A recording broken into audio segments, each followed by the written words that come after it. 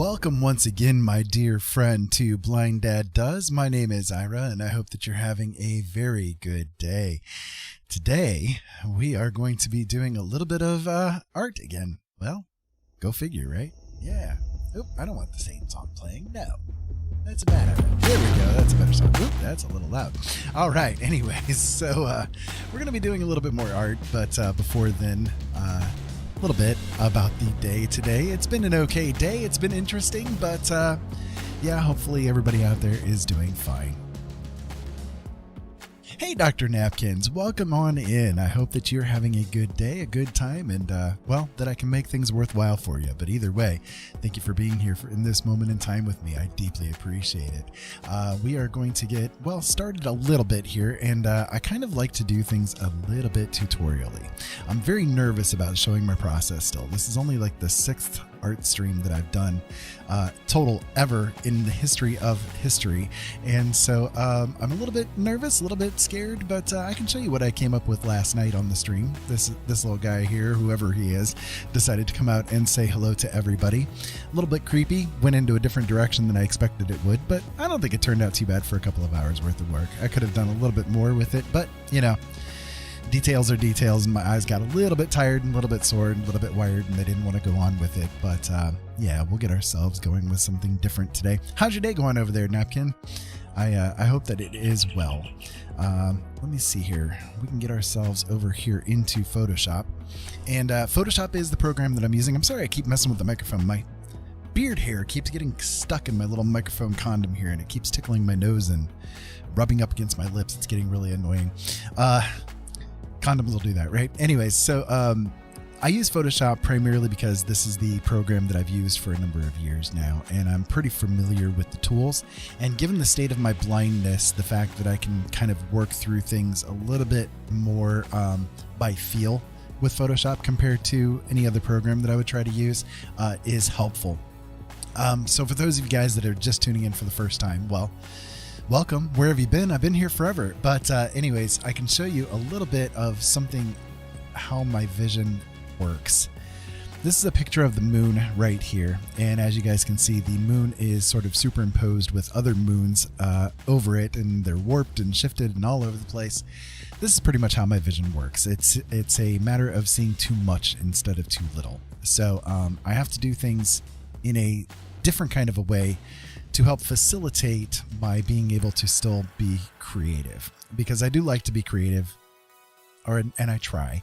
So I'm not sure how well I do or not. You guys will have to be the judges of that one. But let me go ahead and get started. We're going to do a new, creating a new template here, a new canvas. That's the word I'm looking for. Canvas, yes. I write books. Yes, indeed. I know words. Anyways, so when I create a new canvas, the background color on it doesn't particularly matter. I don't usually like to do just a straight black or a straight white though. So I'm going to go ahead and create one here with maybe just a little slight reddish tone to it. Yeah, it's a little bizarre. You know, it's a little bit weird having to deal with the issues that I have, but I try to do what I can to get by, you know, as best as I can. And so over the years, I've kind of learned a few different tricks and techniques to help me come up with ideas, come up with ways to be able to function, basically. So what I'm going to do, within Photoshop, there is a particular tool called the pattern stamp tool. And I don't know if this tool is available on other platforms or not, but I know it is here in Photoshop. So hopefully, you know, if you guys know of a different program that has the same kind of thing available, that'd be nice to know, because Photoshop is pretty spendy, you know what I mean? But what I do is use this pattern stamp tool. Now, the pattern stamp tool is a little bit of a different kind of an animal. If you kind of check right here, it's underneath where the clone tool is. So the clone tool basically makes it so that if you select an area and then you move your, you know, your mouse or tablet or whatever into a different section, then it's going to basically just copy whatever you have there on that cloned layer. However, the pattern stamp tool acts in much the same way, but what you do with it is you insert in different pictures as patterns. if you don't do anything to these, like, you just kind of leave it as it stands, then you can basically, you're going to be just copying the image, such as like the clone tool, right? However, we're not going to do that because we're not trying to steal an artist's work. All I'm trying to do is get the color palette that's being used in the photograph or picture or whatever. So I have some images that I've created. I have some others that I've found that I like the palettes of and that kind of thing. And I'm just going to basically run through with the pattern stamp tool to try to generate something. So let me see here. My brother developed double vision last year due to a benign cyst pushing against his pituitary gland. Oh goodness, I am so sorry to hear about that. The cyst went away on its own, but he was told his double vision may be permanent. He's been wrestling with trying to get on disability because he can't see properly to operate motor vehicles and such, so can't really get a standard job. I definitely understand how that is. My disorder is a genetic defect, and for a number of years, it did not have any effect on me whatsoever. But then when I hit about the age of 19, it started to kick in a little bit. Then by the time I was about 22, it had kind of reached a plateau and it remained steady. So I was still able to do the work that I wanted to do, which was like computer repair work. However, as the years progressed, I noticed that my vision was diminishing more and more. And so that by the time that I was 38, it was diminished quite a bit. But I was still able to do driving and function and see to, well enough to do things, right? I couldn't do the computer work anymore because I couldn't see the small enough, see well enough the small parts to do the repair work that's needed. You've got like all the little jumper buttons and all. There's a lot of like small detailed things that you need to do when you're working on computer parts. And so I moved away from that and I went into like doing driving jobs and that kind of thing because I could still function doing that kind of stuff. And then when I hit about 38 years old, within a 6-month period of time, I went from being able to do that to basically having what I've got at this stage right now. So this genetic defect, basically, it kind of works like that. You'll have it affect you for a little bit of a time. It'll reach a plateau, and then it'll remain steady until you hit about 30 or so, and then it'll diminish to the end stage from there. So at this point, I consider myself lucky because normally, again, it hits people when they're right about 30 with that end stage part. I made it until I was about 38 before that kind of kicked in, but it really set on rapidly with it. So what it is my eyes are basically pyramid shaped instead of egg shaped, and I have a massive amount of scarring on my corneas that, splits everything into bajillion pieces as it's coming into my visual acuity. So without those things, my eyes would actually I'd be nearsighted, but I'd still be able to see pretty well. But I use the glasses basically as a comfort item. I've worn glasses since I was about 7 years old, but at this point in time, they're pretty much a Fisher Price toy. They don't really do much of anything except take out a little bit of the blur that would otherwise be there, so now I can see all of the images that are superimposed over each other a little clearer. Yay for me. So anyways, as far as the stuff that your brother's going through, though, I definitely understand it because like I went through a process trying to get on disability for this disorder, and according to in the United States, I don't know how it is for other countries, but in the United States, if your vision is 2200 or worse in your good eye after correction, you're considered to be legally blind and therefore qualify for disability under the Social Security Administration's rules. That being said, mine is 3600 in my good eye after correction. My bad eye is even worse. My left eye is much worse than my right eye.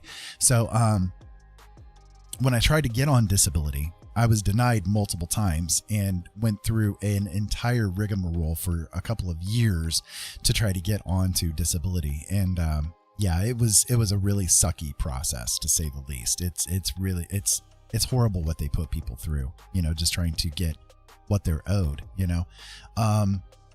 I don't understand it. I mean, it's like when I went to go for my blindness. Now, again, bear in mind, I'm applying because of blindness. So they denied me the first time, and then I did the appeal. And a lot of times when you're doing the appeal process, you have to go to one of their doctors to get the confirmation of whether or not you're actually disabled, right? So they sent me to a doctor, and when I saw the paperwork, I was very confused, and I wasn't sure what the hell these people were doing, because the doctor that they sent me to was a chiropractor.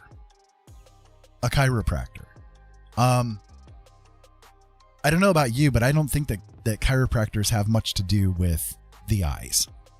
So when I walked into the office, he's basically, looking at my paperwork and trying to figure out why I'm there. And he's like, why the hell are you here? And I'm like, I don't know. You tell me why the hell I'm here. They sent me to you, So of course I got denied again because he didn't know how to handle it. And he's like, yeah, I mean, physically you're okay. Maybe there's something wrong with your eyes, but it's not my specialty. I don't know. So then I tried to apply again. And this time they sent me to a different doctor. It happened to be an eye doctor, thankfully. And this doctor asked me like kind of personal life questions, like my living conditions and that kind of thing. Hey, Robin, how you doing, sis? Good to see you. I love you. I hope you're doing okay. I haven't seen you around for a few days. What's he going to do? Massage my eyeball? Maybe crack him? I don't know. I was very confused about it. So then, again, they sent me to this other doctor, and he was asking me about my living conditions. And I told him, I live with my mom. She still lives with us now, but she's got dementia. So we take care of her at this point. But at that point in time, I was, I had 2 kids that were very young. My wife walked out the door to go live with some guy in Canada that she had met on the internet and left me with him. Here I am blind, trying to function, trying to figure out what I'm doing. I needed a little bit of help. So my mom offered, hey, I've got a couple of rooms here. If you want to bring the kids here, stay with us for a while. So, I did. And so I mentioned this to this doctor, and he said flat out, I don't think that it's right for a man to be sponging off of his mother in the way that you are. So I'm going to recommend that you get denied for disability. So of course I got denied for disability again, because this guy thought that it was not right for me to be seeking help from my mom.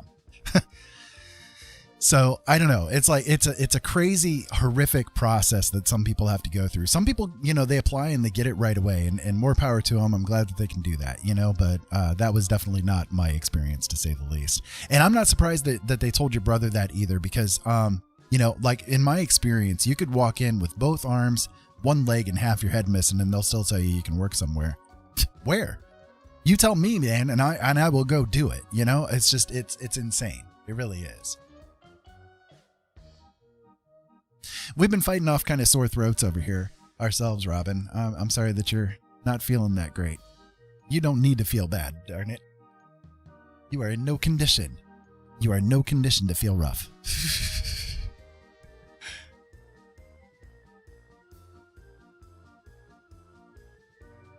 So anyways, okay.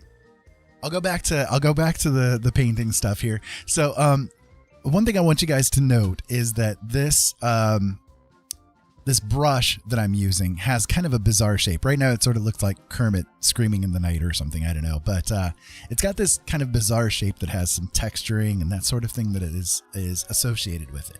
I also have it set so that every time that I push the brush down, it transforms the brush a little bit. It jitters it into different positions and directions and opacities and that kind of thing. So what I can do now that I have this canvas here, okay, there are 2 different things that you can try to attempt at this stage of things in this process that I do. Okay.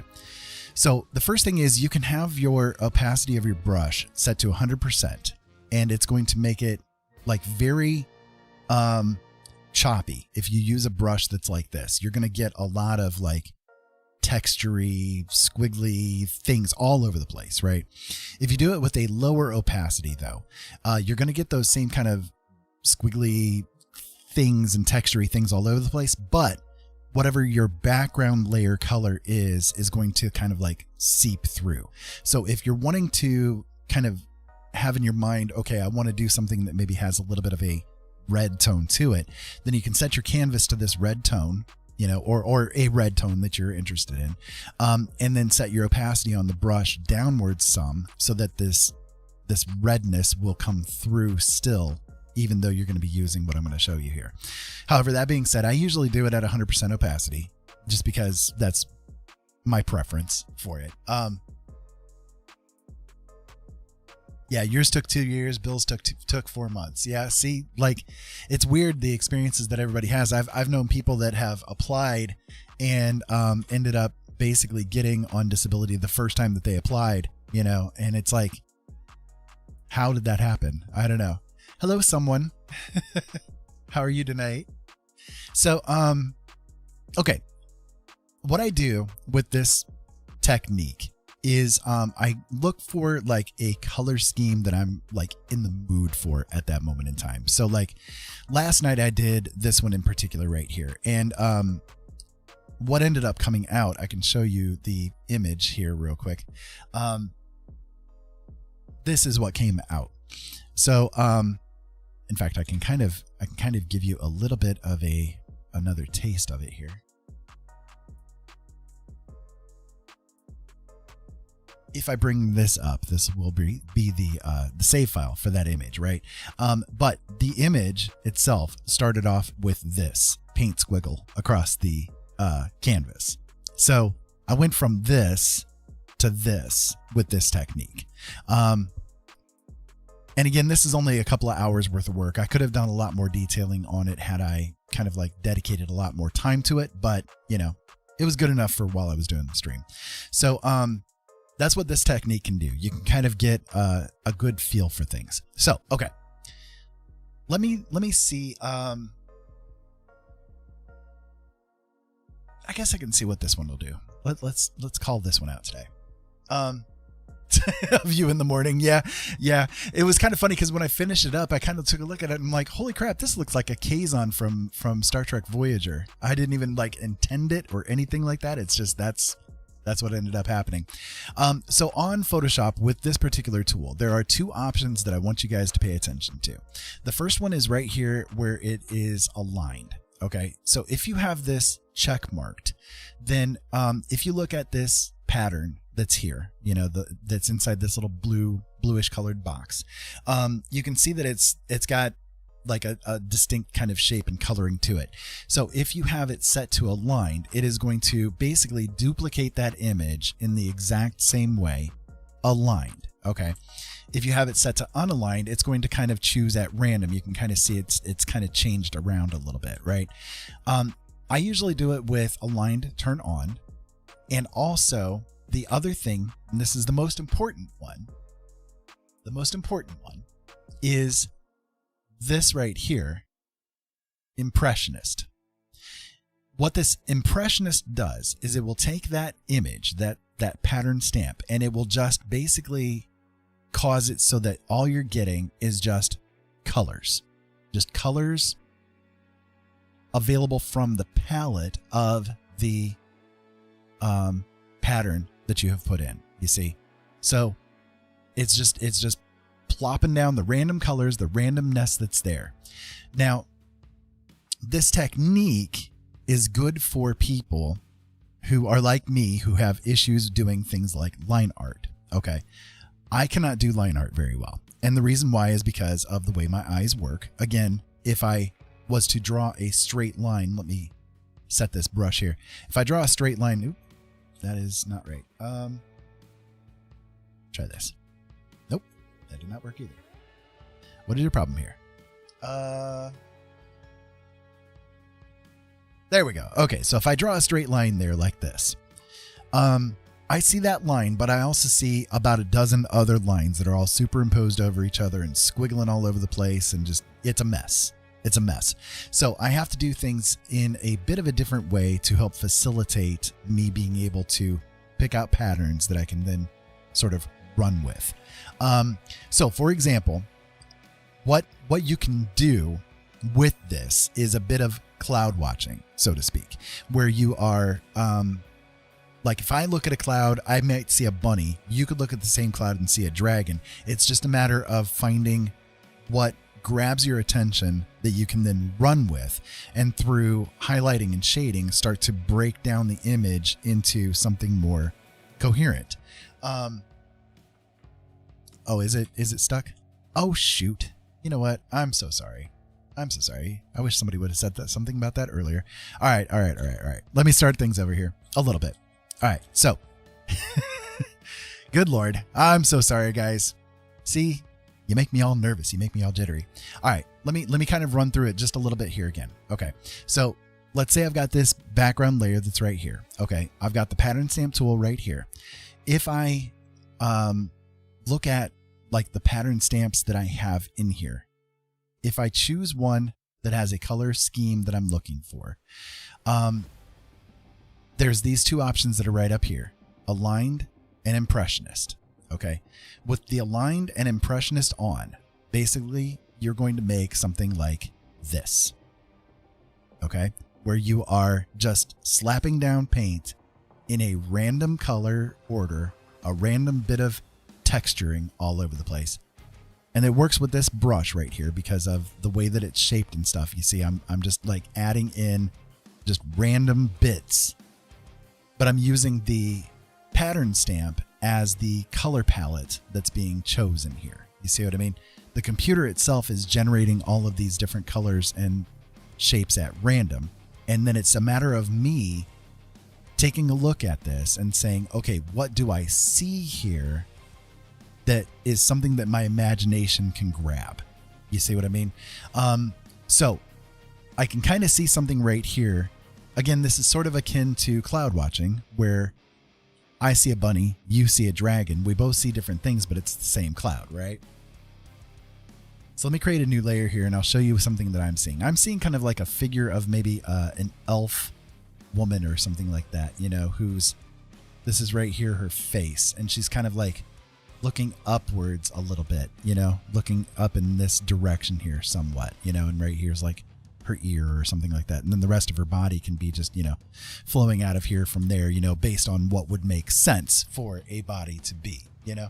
Oh, did you, Robin? I'm sorry, I missed it. My wife is supposedly watching the stream behind me too, and she has like totally neglected to say anything too. Anyways, so that's how this little technique works though. It's a matter of just trying to figure out something that your imagination can grab hold of and run with. You might have like an idea in your head about something that you want to do, you know, but you don't know exactly how to get it to show up, or you don't maybe have like a full grasp on the idea. You can do something like this to help you, you know, get yourself jump started a little bit and run with, you know, just to see what pops out, you know. Kratos holding cotton candy. Okay. Yeah. I could have seen that too. Yeah. You can also change the size of the brush, and again, you can change the opacity of the brush too. If you change the opacity of the brush, I'll do that here real quick. If I change the opacity on the brush itself, yeah, let's say like 30% or so.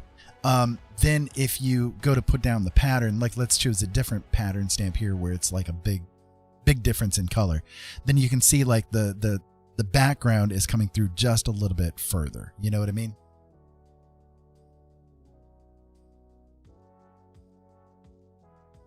Let's do about 10% there, and you can kind of get a, you know, see how it's like it's still keeping those little bits and bobs for the most part intact as I'm going over it. So you can kind of like help yourself figure out something that you can work with, you know, to run with. And that's how this works, you know. So it's just kind of like, yep, it's all her fault.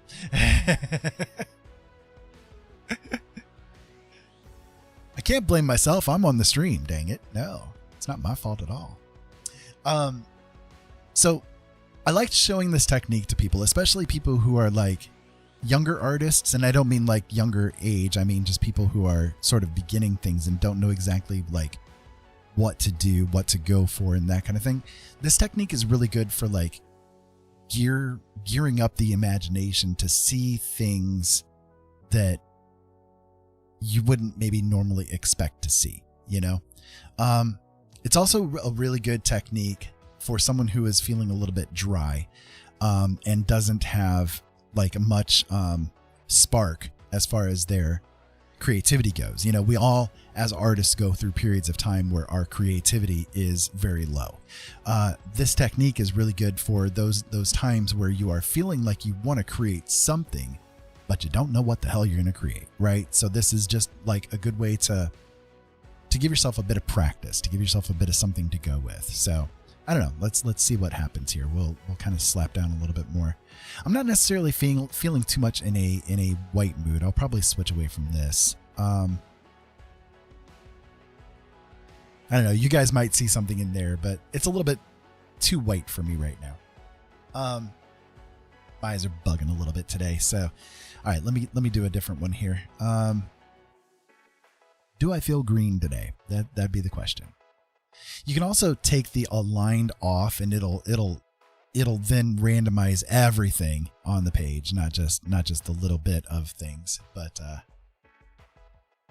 yes, exactly. You have to be taking your place as the brunt of the mistakes. Yes, indeed. Let's see. This has some really bizarre colors to it. I did not expect anything like that. All right. This one could be kind of interesting. It's like I'm seeing maybe in this conglomeration of things, maybe there's a face that's, that is the wrong button. There's maybe a face that's right. Where am I doing? Nope, I don't want to do that. What are you doing, Ira? What are you doing with your life, young man? There. Okay, this should work. Right in here, there's like a face, you know, and it's kind of like it's looking maybe downwards or something right in here. You know what I mean? And then maybe there's like an arm that's coming up right here.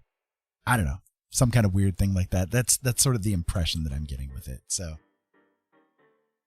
I'm adjusting Miss Piggy for a second.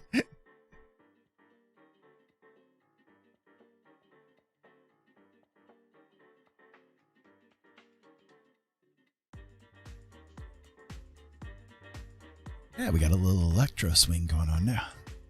Pay attention, honey. What? My wifeling loves electro swing.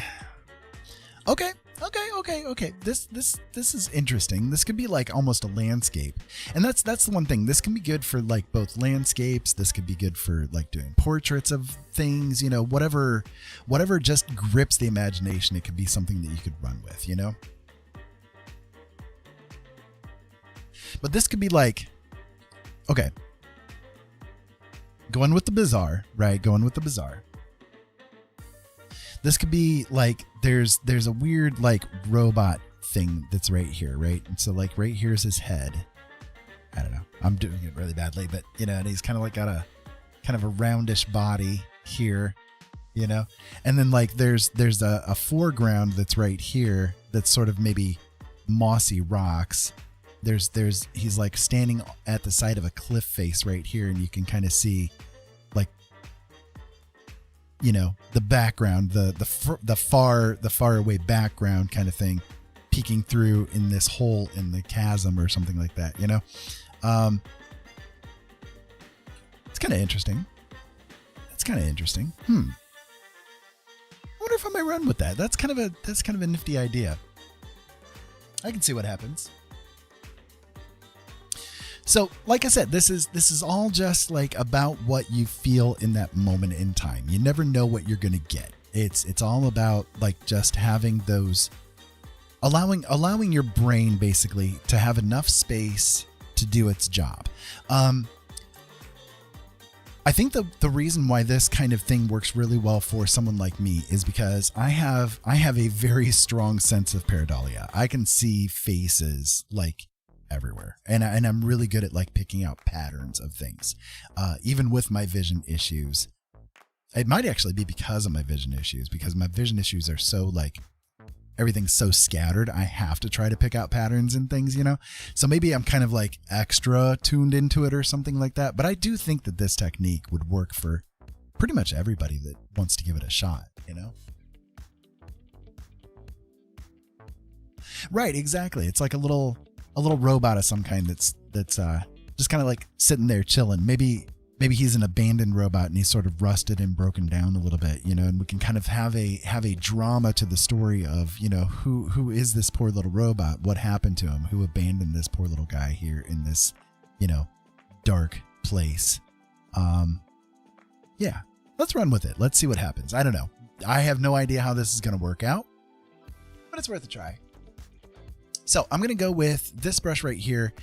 This brush is pretty good for me doing sketching with because of the way that it's shaped and patterned. It's really good for like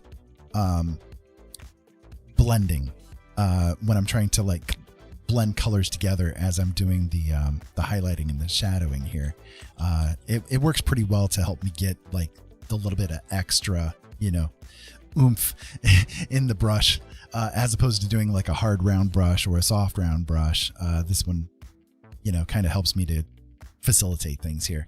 So basically what I'm going to do is I'm going to run through like the areas where it would make sense for like highlights to be, right? So we can see like there is light maybe in this background area here, but it's very ambient. It's very dim. You know what I mean? However, there does seem to be like an ambient light that's coming from this direction into the frame. So it would make sense if like the highlights are going to be, you know, sort of on this side of things, and this side is going to be more darkened. So that's kind of what I'm going to run with is trying to figure out like where the definition of this figure. So it's kind of like blue-haired giant with two noses. Okay, yeah, I could see that. Yeah, I could also see like there's like maybe almost let me bring the opacity of this up, because see this is where this gets fun, right? Because you guys are seeing things that I'm not, right? But it's fun because like as you're working too, you can kind of pick out weird things that you didn't expect was going to be there. So like I can actually see it's almost like there's maybe like a head that's right here, kind of like a smiling person that's right here, and then like there's this big like fro haircut or something like that that's blue. It's like a blue fro haircut right here, you know, and it's like, I don't know, bizarre. You can do like almost a an Art Deco kind of a feel with it, you know, something like from the 60s or 70s. You can kind of almost do this like, you know, weird thing with it. I don't know. But that's the power of this kind of technique, is that, you know, you're not really limited at all. You can do a lot of things that you wouldn't expect that you would be able to do with just letting your imagination go and figuring out what's here. I kind of look at it almost like I'm taking a photograph in a different dimension, and the first time that I get the picture, it's not very clear, right? Everything is blurry. It could be a landscape. It could be a person. It could be, you know, well, in this case, maybe a robot or something like that.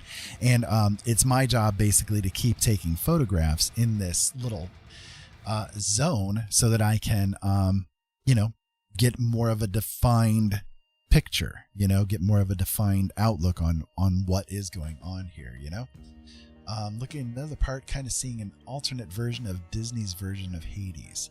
Okay, yeah. See, I can see that too. I can definitely see that too. Yeah, and it's kind of like maybe the side of his face is like right in here. You know, like he's facing this way. I guess that's sort of what I'm seeing with it. I can also see like it could be again like the start of another picture, for instance, where like it's a woman's face that's right here. I'm kind of drawing that a little bit badly, but right there would be her face, and she's kind of got like this flowing blue hair that's kind of like coming off of her, you know, like this, you know, and you can kind of run with that, you know, in defining whatever figure would be appropriate for that kind of a head and that kind of thing that would be there, you know.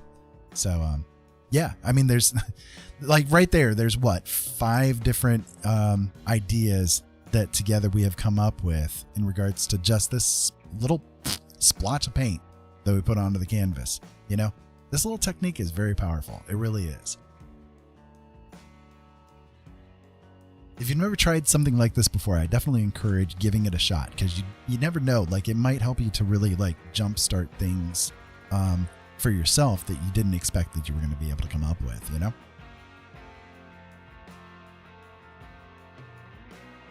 Okay, so I need to lean a little bit more forward because I'm a little bit far back from my monitor here.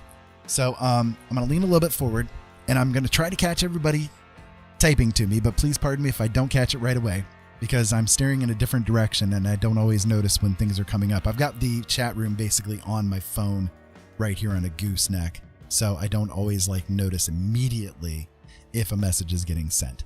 So all right, so let's run with this. Let's see what we can come up with.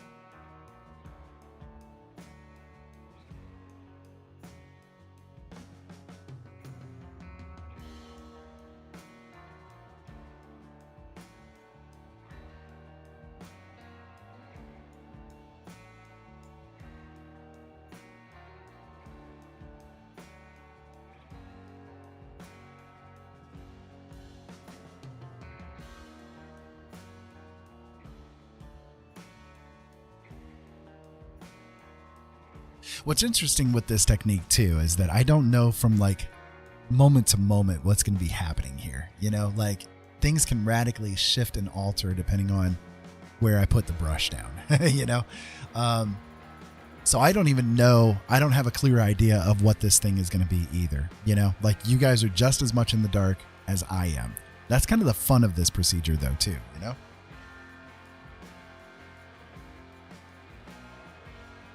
I want to try something like this with acrylic. I have blank canvases for the first time in months. That would be really cool too. If you can come up with something with the acrylics, I would love to see what you could come up with. Definitely. You know, and anybody that uses this kind of a technique, share it, please. I would love to know how you guys, you know, did with it, really. Yeah, definitely run with it. Seriously. I would love to see what you could come up with. So I'm kind of getting this feel that this robot is sort of more of a like rounded, you know, like he's got a lot of rounded edges, you know, to him, for whatever reason.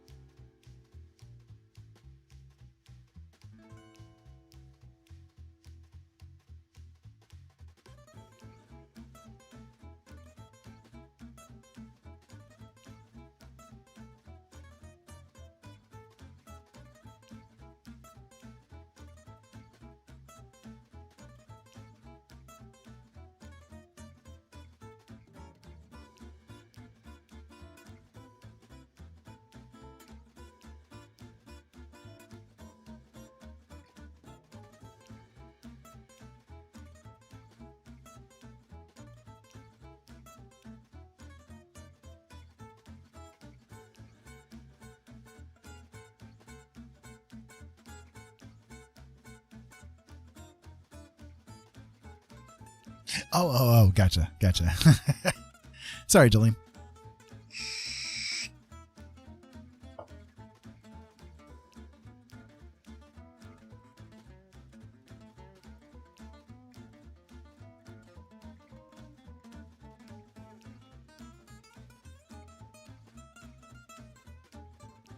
For those not aware, the real Deerheart is my wondrous wifeling.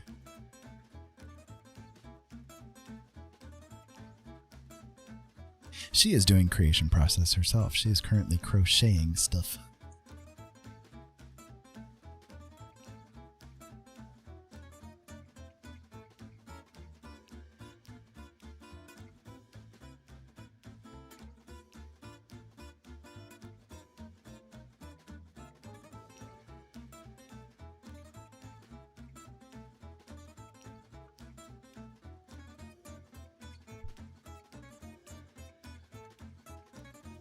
Over the weekend, I painted a hand in space with triangles in the background, and the hand had leaves and bark on it. For some reason, I just wanted to paint a tree hand. That's awesome. That's really cool.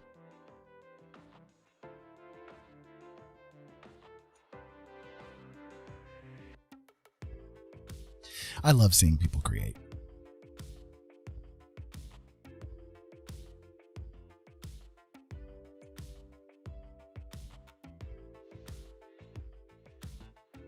It always gets me jazzed.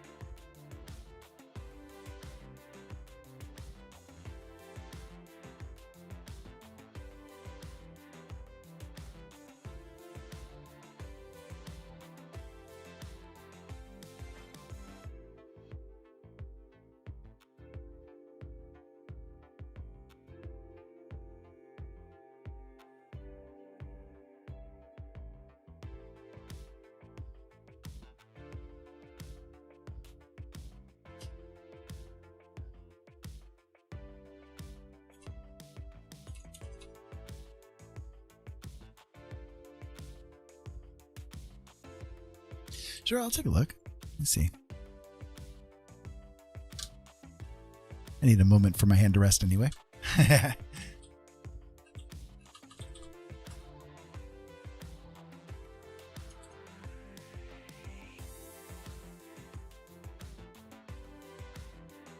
Oh, I see. Wow, that is really cool. That is really cool.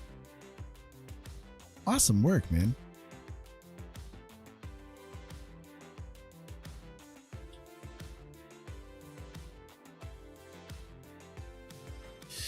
You two are a wondrous being of beardly goodness, I see. Yeah, really nice work on that hand. I like that. That's cool. That is cool.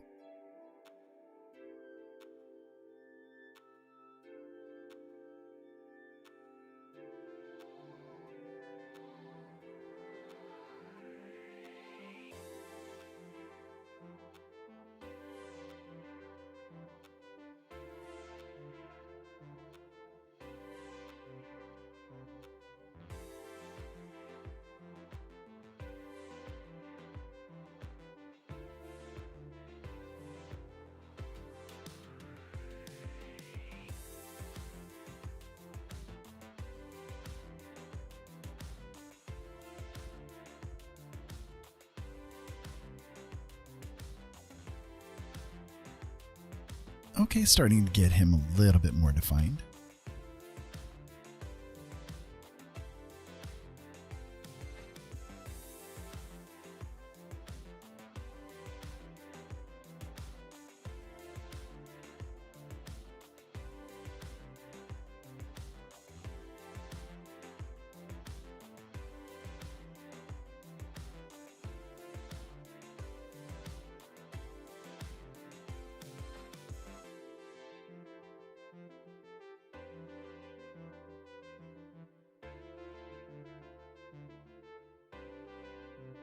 Okay, so I want to do a little bit of work with these like rocky things that are here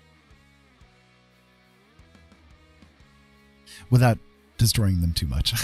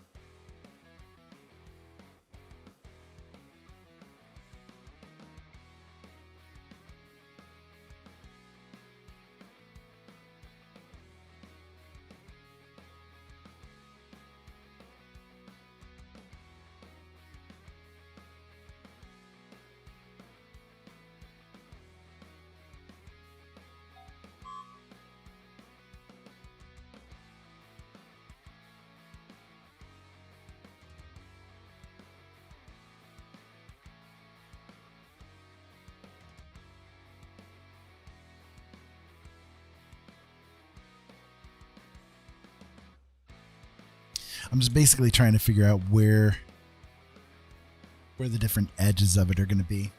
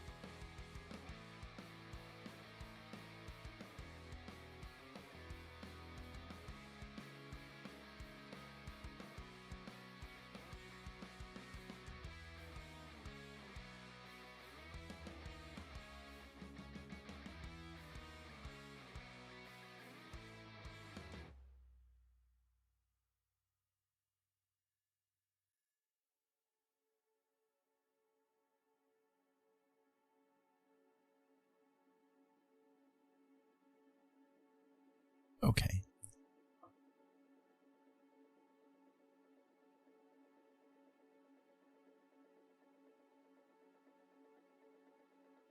Well, hey, Beauty of Nightmares. I didn't see you slip in. Welcome. I hope that you're having a really good day, and I'm glad that you're here. Thank you so much for being here. Right now, I'm just kind of like trying to do a little bit of definition on something that I saw in this splat of paint that I spread across the canvas. If you want me to backstep just slightly, basically, we're working off of what I saw here. The way that I work is essentially I have to splat paint across a canvas and kind of pick out what I see from there. So this one here I did on the stream yesterday. Took me about 2 hours to get this guy here done, but he started off as basically this splat of paint. So basically I just kind of like out of chaos, I try to make some kind of order from it. And so this is what I did yesterday, and yeah, this is what ended up coming out of it. So it works sometimes. Sometimes it doesn't. You know, sometimes I'll start with something and I'll you know, feel it really well, you know, get a really strong impression of things, and then I end up just kind of bleh, I lose it, and I have to start with a different one. Let me see here. I can bring up another one. Yeah, this guy here. You've already seen him. Let me see here. This right here is another one that I created a couple of days ago. Basically, it was given the idea of, you know, a drow elf mage, and kind of ran with the idea from there. And again, he started off as just a little splat across the canvas in a random kind of a way.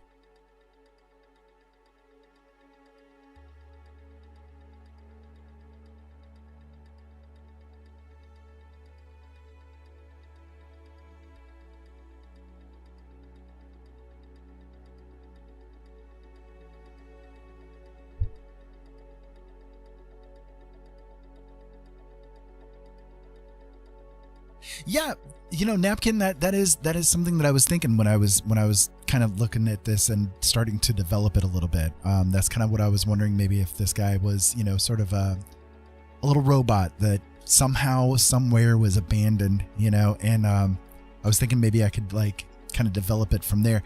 I will say I'm kind of losing it though. I'm losing it, man. I'm kind of losing it. So I'll tell you what, I'm going to go ahead and save. This happens sometimes, you know, this happens. I'll just name it a little something random.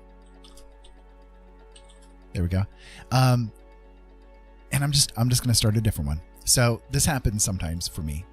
Just no worries, you know. You see, I guess I can show you too, while we're here, just again, to show you some of the technique. So this one right here, this painting here that I created on stream a few days ago. This one started off as, let's see if I can go back to it, as this. So I went from this to this. And I don't know if you guys can like kind of gauge where I saw the original pattern for things in here, but you know, I kind of took it and ran with it. So it's kind of weird how the process works, you know. But I will show you the process again. For those of you guys just tuning in, just, you know, welcome. I hope that you're having a great day. This is Blind Dad Does. My name is Ira, and I am legitimately a blind guy. I'm trying to do artwork while being blind. I see too much instead of too little, and most of the time that is very bad. So I'm trying to give it my best shot that I can and run with it. I didn't mean to start this with a white canvas, but that's okay. It'll work. So how I do things is, in Photoshop, there is a particular tool called the pattern stamp tool. And I don't know if this is available on other programs or not, but if it is, I would really appreciate people letting me know, because Photoshop is very expensive. I would like to be able to, you know, do something without having Photoshop involved with it. But, the pattern stamp tool is a pretty potent little tool, but, if you know how to work it. So what I do is, with the pattern stamp tool, I use this particular brush right here. This brush has sort of a weird texturiness to it. It sort of right now looks like Kermit screaming, right? But you're hand drawing your Dark Wonderland stuff. Oh, that's cool. I am so very impressed by people that can hand draw. Honestly, like, God love you. I hope that it's going well for you. I can't do it. Line art fails me, and I'll tell you why. With my vision issues, if I was to make a line across the screen, I not only see this line, but I see multiple versions of it superimposed around each other and scattered and all kinds of stuff. It's a big mess. So for me, line art is difficult at best. So that's why I came up with this idea that I'm going to show you guys here, because it works for me to help me facilitate my vision issues to find something that I can work with. So pattern stamp tool, this brush is also set so that every time I tap it down, it jitters the brush. You see, so it like sends it into random directions and stuff. Excuse me, had to cough. So what I do then, under the pattern stamps, I have created images and stamps of like paintings that I've created, things that other people have created that have like color palettes that I have an interest in at that moment in time. And so what I can do is just select one of them and start running the brush across the page, you see. And how this works is this little check mark right here called Impressionist makes it so that the everything is randomized, basically. If I took that check mark out, you guys would see this is just creating basically the same image all over again. We don't want to do that. We don't want to steal anybody's art, right? All we want to do is work with that kind of cool color palette that they might have been using, you see. So if you set it to be on Impressionist, then you see you're just kind of splatting that same color scheme onto your page. You see what I mean? So this one, in this pattern right here, maybe we can take a look together in here and see something. So what I'm seeing on this, create a new layer. What I'm seeing on this is maybe like this is a viewpoint of maybe an alien kind of a creature. Right up here could be its head. I want to go with a white color just so that you guys can see it. Right up here maybe would be its head, and like its body is sort of like this, you know, and its head like is coming around here. The rest of its body's right here. You can maybe do like arms coming off of it, you know, for yourself, you know, drawing his arms or whatever in that direction, you know. So it's like kind of maybe a weird skewed perspective view of an alien creature, maybe one that's coming after you or something. I don't know.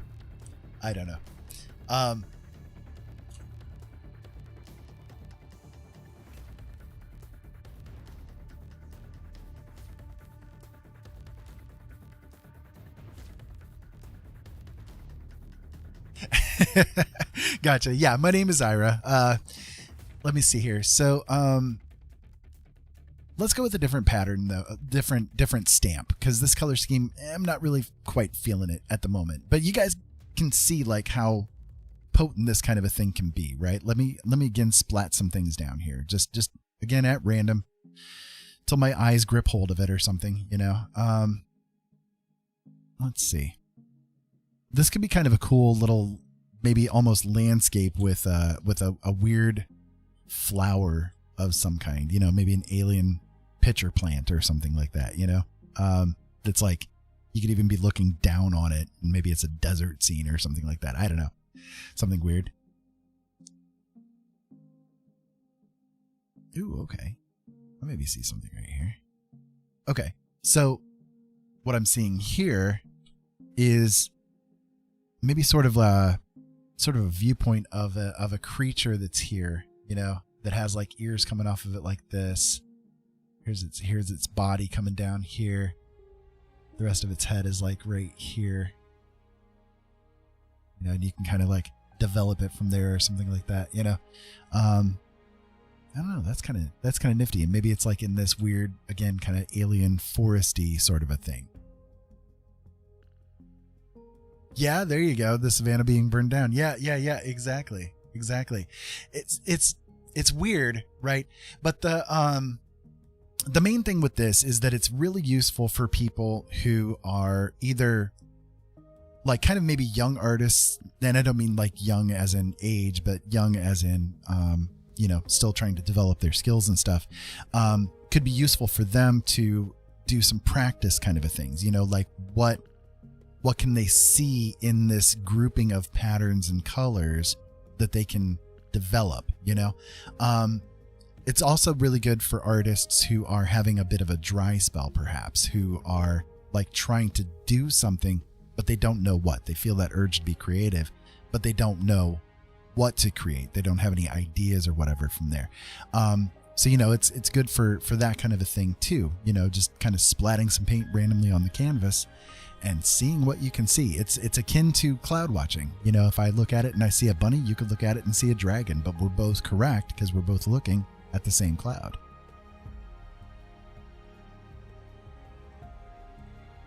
So I kind of like what I'm seeing with this. I'm liking the colors.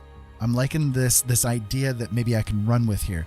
So I'm going to try to develop. So like from here, it's just kind of a matter of trying to, through light and shadow, chip away at the canvas here a little bit until you bring something forward. You're taking a picture in a different dimension and trying to like see what's there. You might not get the best view when you snap the first picture, right? It's all blurry and out of control and all that kind of stuff. So, you got to refine it by taking more photographs, right? Well, how do we take more photographs? Well, we do that by starting to refine things a little bit, So I'm going to kind of fill out the rest of the color here just so that blackness there isn't like too interfering, I'll make use of these squiggles and lines. I am sure. I usually do. In some kind of weird ways. So I'm also going to make use of this thing that's right here. I think I've got kind of a neat idea for this too. So I'm going to keep that around for right now. Usually I'll kind of like erase out those kind of weird things that occur like that, just to get them out of my way so that they're not too distracting. But I might actually make use of those here eventually. But in the meantime, I'm just kind of going to chip away here a little bit and just see what we can get to develop. Usually what I do is I work with as flat of colors at the beginning stages of things as I can.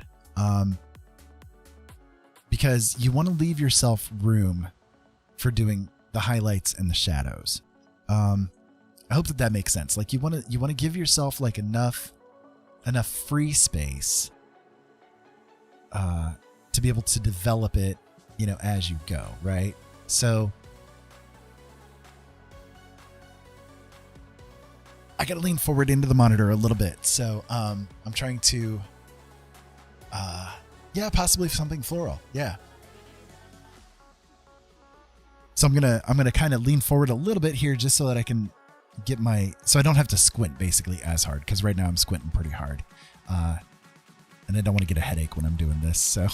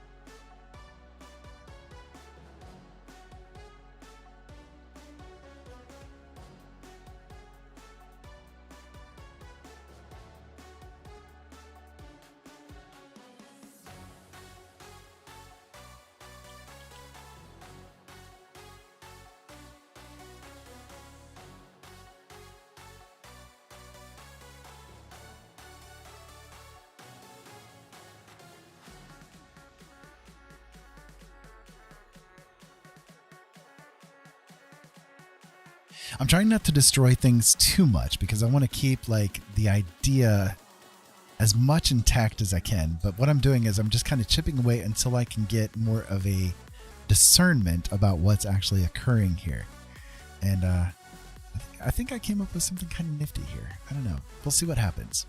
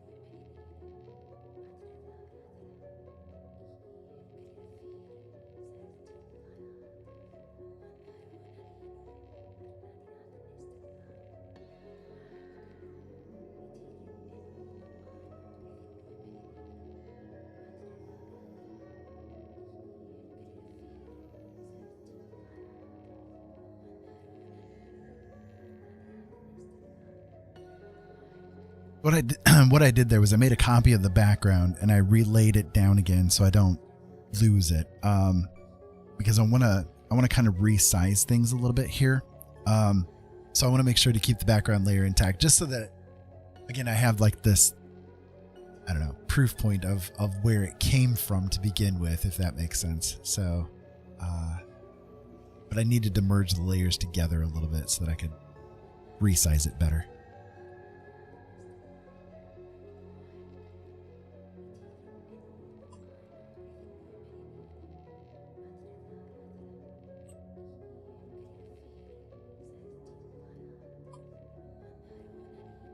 Yeah, maybe something along those lines is a little bit better. Kind of fits in a little bit better.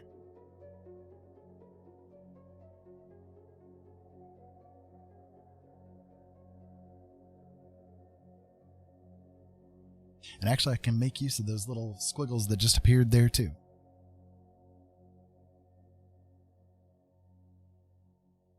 Yeah, actually, I can make really good use of it. Ooh, I just had a nifty little idea hit me with it. Sorry, guys. I get excited about this. You know, that's the thing. I get excited about this. And this is like, I'll tell you, I was actually talking to my wife about this just last night. You know, I come from a background of being a writer. You know, that was something I always wanted to do from the time that I was childhood on. And I did that. You know, I've published 14 books and dozens of short stories over the years, and I've enjoyed doing it, but for the most part anyways. But my problem is that over the years, people have literally destroyed my writing. I have had people take all of the stories that I've written, throw them into a fire. I've had them stolen. I've had them destroyed by, you know, just shredding them, and so on and so on and so on. I've had a lot of people destroy my creativity. So every time that I would sit down to do writing, I'm coming at it from like a trauma-based perspective, where the energy of it, I have to fight to get the creativity going. I thankfully don't have that when it comes to my art. I've never had somebody like destroy it. I've had people bash it, yes, but never actually flat out destroy it. So I find it fun that I get excited when it comes to doing paintings, because I don't have that with my writing at this stage of my life, you know? I started writing a medieval fantasy novel recently. That is awesome. That is awesome. If you want to tell me about your world, I'd love to hear about it.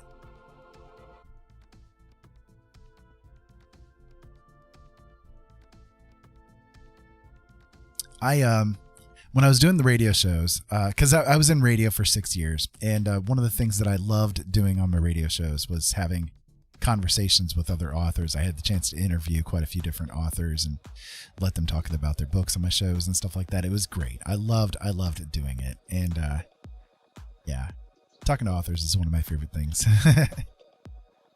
Y'all are so creative. It always got me jazzed. That's for sure.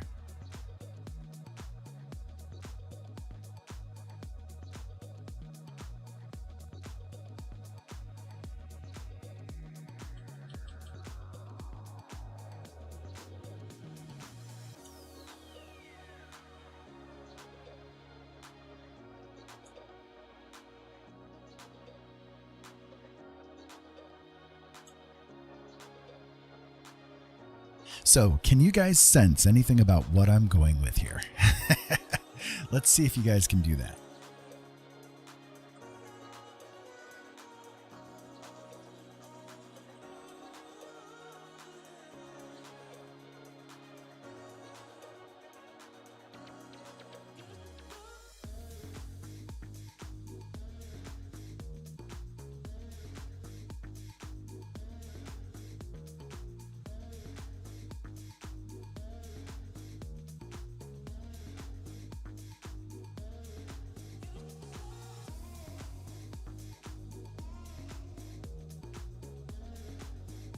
What the heck is up with this music? This is a little weird. Do not like.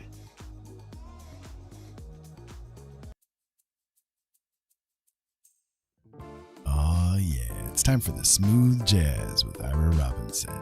Kick back, enjoy the tunes, and let the smooth sounds of my voice relax you into the night. Aw, yeah.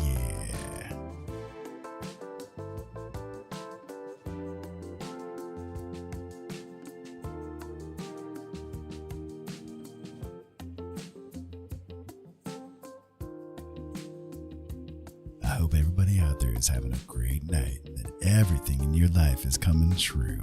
And if it ain't, it will tomorrow, my friends. Yes, it will. My dear ones, you are loved. No matter what anybody tells you, you are worthy of being loved. You hear that? You're worthy of being loved.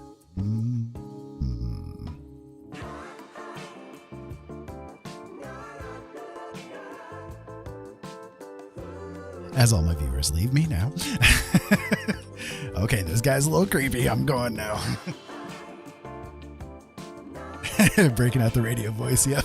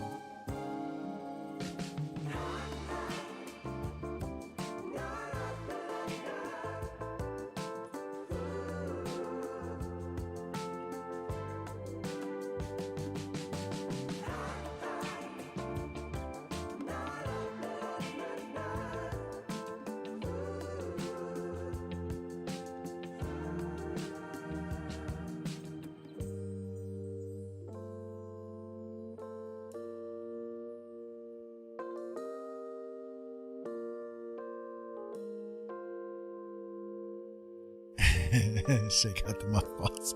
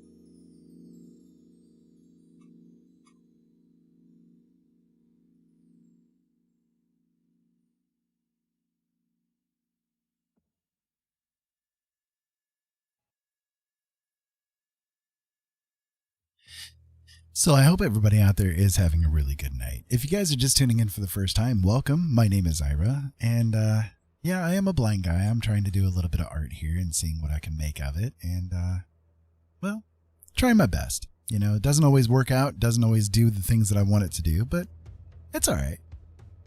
It's all right. It happens sometimes, right? But I still enjoy the creation process. And hope that you guys do too.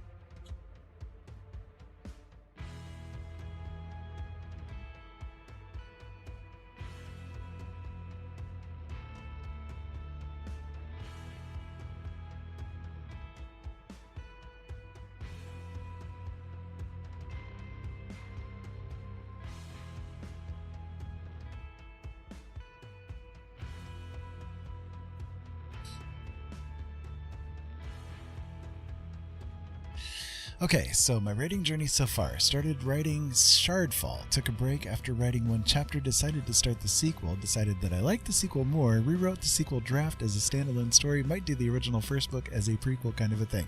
Wow, I have actually done things similar to that too, man. It is really bizarre when that kind of thing happens, but you got to go where inspiration takes you, really. Sometimes we get like involved with a story in our heads, and then we get like a little bit further ahead with it, and suddenly we're like, oh wow, actually this is even better, or something like that.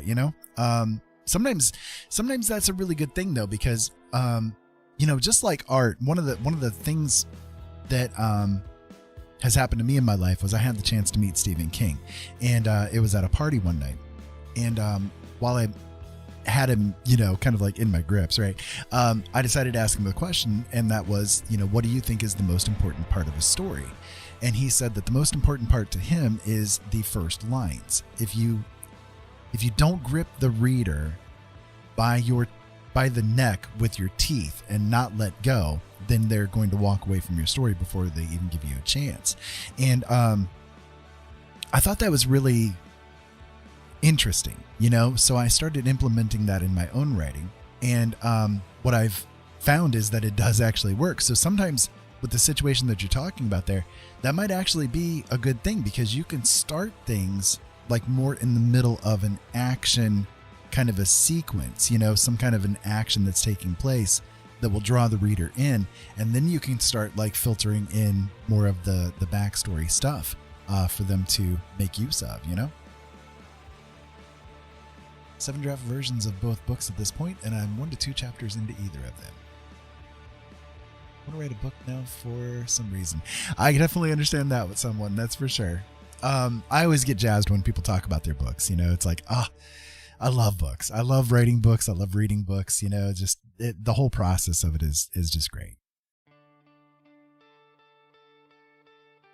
So, if you want a piece of advice from somebody who has like finished a lot of books, let me give you this, and take it or leave it. This is just information, right? You can take it or leave it, whatever you feel like doing with it. But what I would advise is that if you're doing writing, one thing to try to avoid doing is editing at the same time that you're writing, because the same part of the brain that's responsible for the writing part of it, the creativity part of it, is also responsible for the editing part of it, the detailing part and that kind of thing.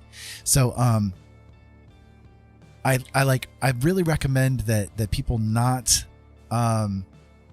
step out of the writing frame of mind until they're done with it, in some kind of way, whether that's done for the day, done for the hour, done for the chapters, done for, whatever the case may be. It's going to depend on you, obviously, but it's important not to like take yourself out of that writing mode until you're ready to step away from it, because if you try to do otherwise, you're going to kind of almost short stop the creative process to it. I know it sounds a little strange, but that's been my experience with it. And again, you can make use of it or not. It's up to you. Not telling you what to do or anything. But it might be that, if you're having difficulty progressing past those first couple of chapters, it might be because you're trying to like focus too much on making the story perfect. Don't worry about making the story perfect. Just write it. Just get it out. And once it's out, then you can go back and start trying to perfect it, you see? Give it a little narrative intro that has a vibe similar to the storyteller in the Dark Pictures anthology. That's really cool too. It helps me to write in sections, sometimes skipping ahead. I know where I want it to go and then fill the gaps in the story. Yep, that is a very valid thing. So you're more of a pantser then, as opposed to an outliner, right? Someone who writes by the seat of their pants. Whatever random things happen or what happens in the story, right?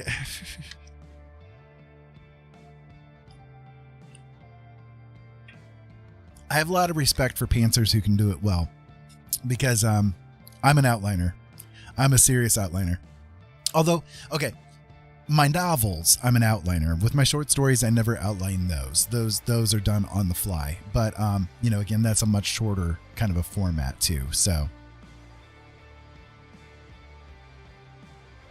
yeah, I encourage everybody. I think everybody has one good book inside of them, at least one.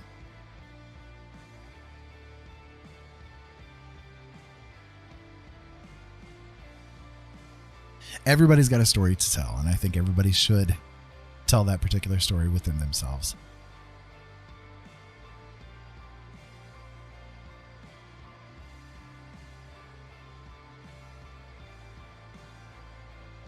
I try to use that same idea though, as far as gripping the readers and that kind of thing goes with your teeth, with my art as well. What can I do to make it so that the viewer is drawn in to what I'm wanting them to see, and so I kind of make use of certain techniques. And if you guys stay tuned and I get a chance to finish this one off a little bit more, if I don't lose it, then I can show you guys a couple of techniques that I use to make that kind of thing happen too.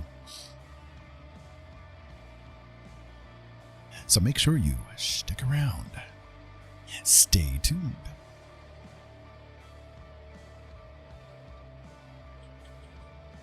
This little thing right here is kind of looking almost like a weird Mr. Krabs in kind of a way.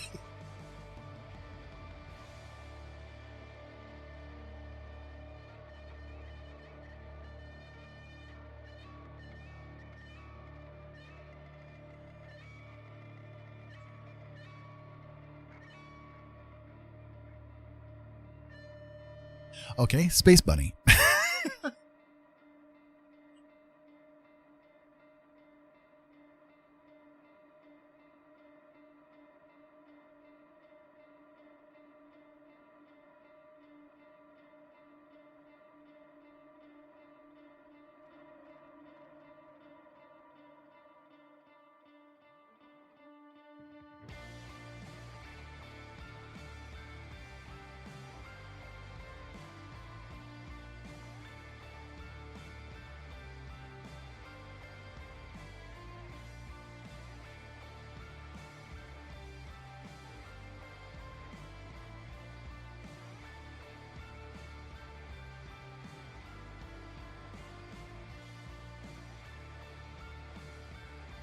Read a book about a wolf and a girl. Okay, that's cool. That's cool. I would love to read it. I just haven't been actively writing it. I kind of go to it in between taking large amounts of media, particularly fantasy movies or anime or TV shows. Everything definitely is useful. Any knowledge you can bring into yourself is just, it's really useful, Yeah. You're not wrong for doing that, that's for sure.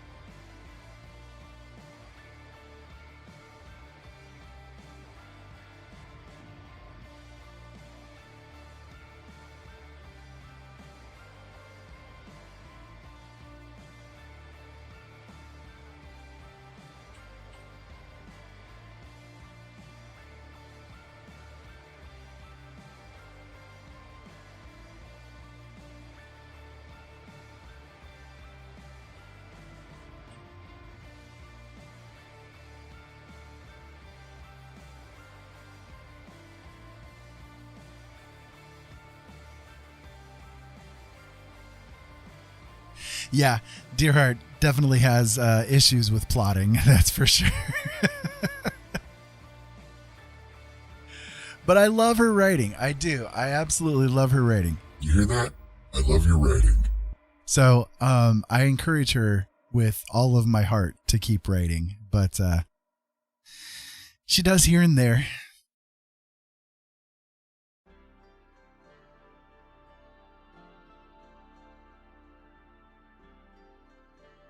I wish she would do it more.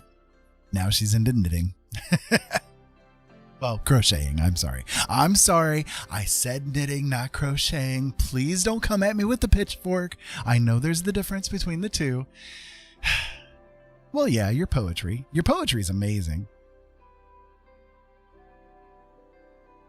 But your books, too.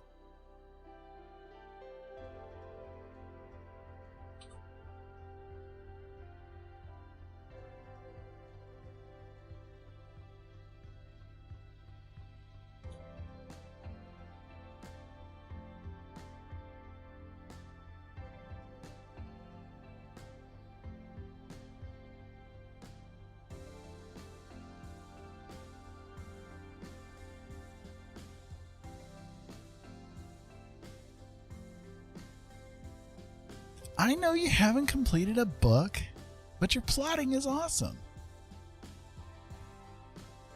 For the books that you've plotted.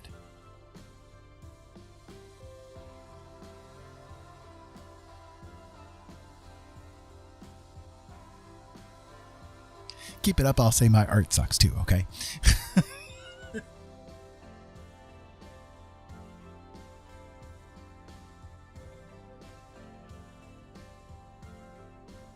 I don't know what I'm coming up with here. This is just like really bizarre. I don't know what's going on with my brain here.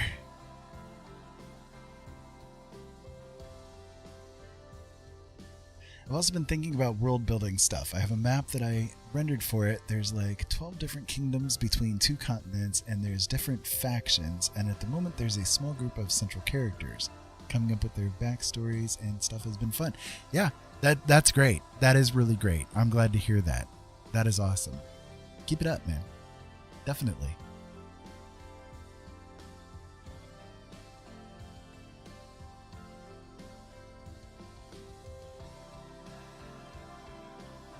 If you ever want to bounce ideas for plot or anything like that off of people, I mean, this is a really good place to come. I mean, you got creative people right here that I'm sure would be happy to help you come up with ideas and stuff, you know, if you ever need any kind of assistance with it.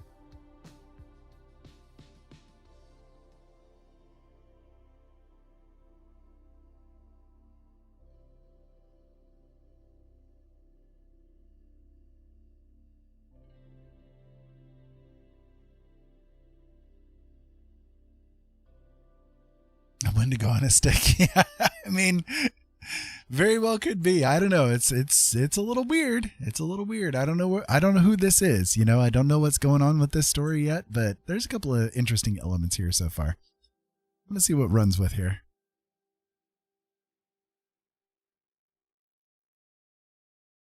I mean, honestly, that's kind of the cool thing with this technique, at least for me, is that I don't know yet what's going to be happening here. Like, I had no clue what was in store for this. I'm interested, you know, I'm very interested in what it's going to become. Especially considering it was just this little splotch here to begin with, you know? But, I don't know, it's interesting. We'll see what goes on.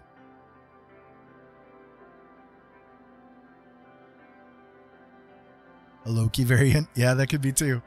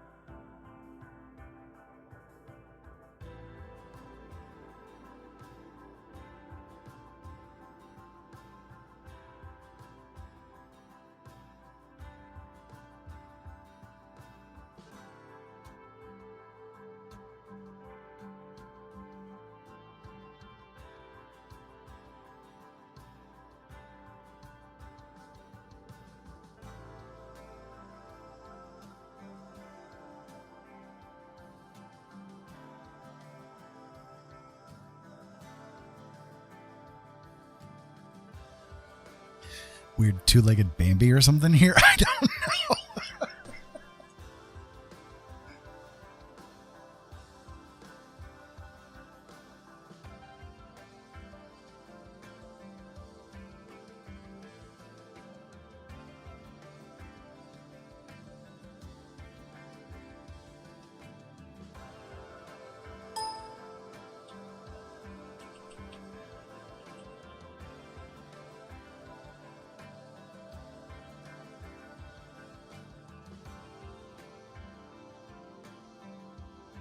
The little red old dude's gonna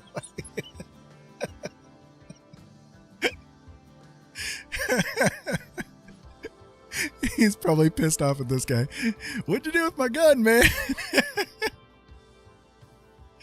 I've been writing shardful in Google Docs for the sake of convenience. That's a good idea. Yeah, that is. I'm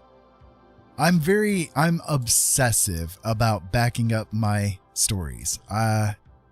Again, I had a lot of experiences with people destroying my writing and stuff over the years. And so it kind of got me to the point where I am extremely obsessive about making sure that my data is backed up in every way. It was a horrible experience, and I'm never going to have that happen again. So I back things up to Google. I back things up to my email. I use a device called a free write to write with, and every little keystroke that I do, it's automatically backed up into multiple places on the cloud. It emails the writing to me as I write it, and just it's good because it's like 12 different places that it's saved, Plus I have it on my hard drives.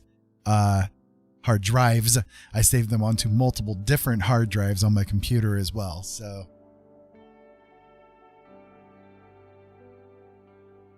yep, exactly. That could be, could be like they're having a little meeting here, or it could be that these are like alien creatures that are coming at him, or maybe they're trying to be friendly or showing themselves to be friendly, but they're actually not, I don't know yet.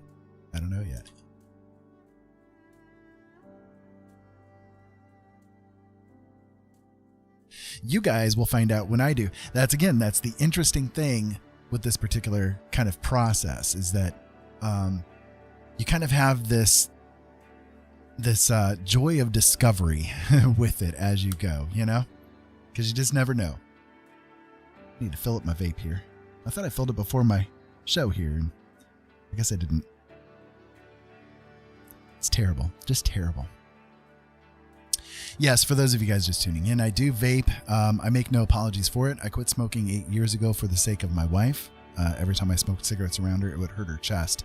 So as a birthday present for her, I quit smoking, and I have not looked back since. I do still vape because I don't want to murder anybody, so I need to have my nicotine still. But it doesn't bother her at all to have me do it around her, so...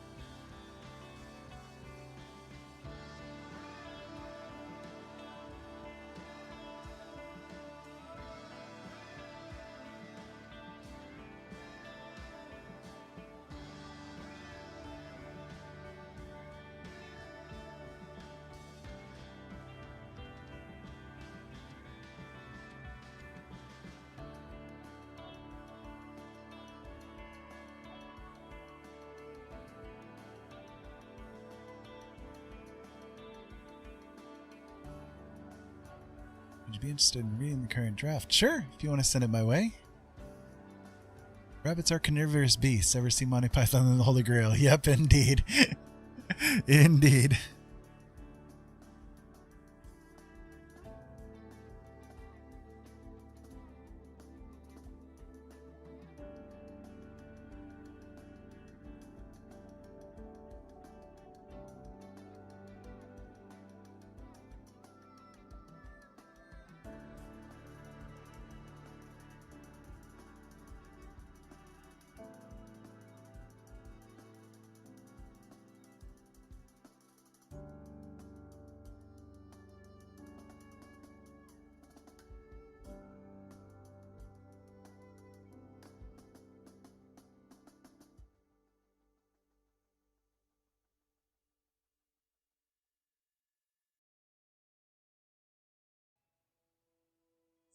We are the knights who say me.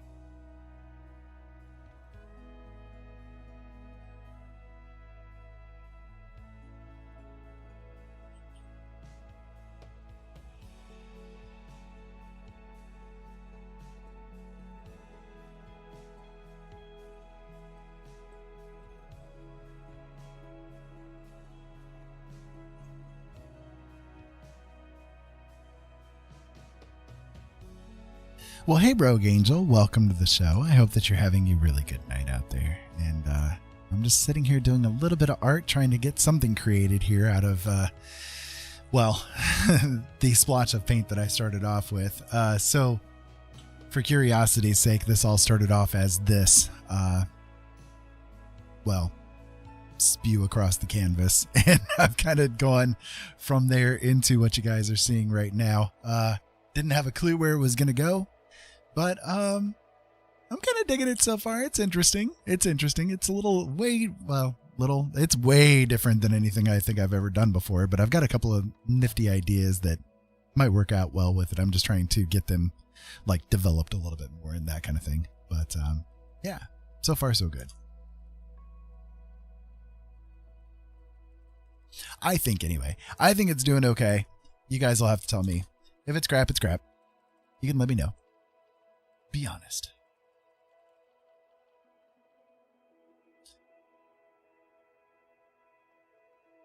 Okay, just don't be too honest, okay? My feelings will get hurt.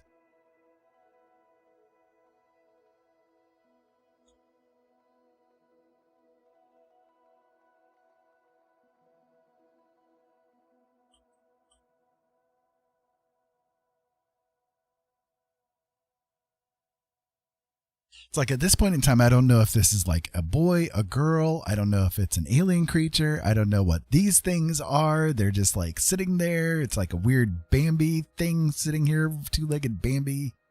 Psycho Bambi. I have no idea. I don't know what's going to be happening here. No clue what's going to be happening here. So.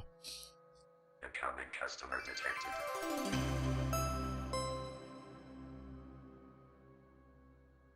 Well, Amanda, thank you for the subscription over there on YouTube. I appreciate it. Thank you. And I hope that you're having a really good day too. It's nice to see you here with me. Let's see. I need to turn the music up just a little bit. It's kind of low. I just realized that. Okay, so Rogue Angel says, in pain. Oh, I'm so sorry that you're hurting. Pain is a pain. I will tell you that right now.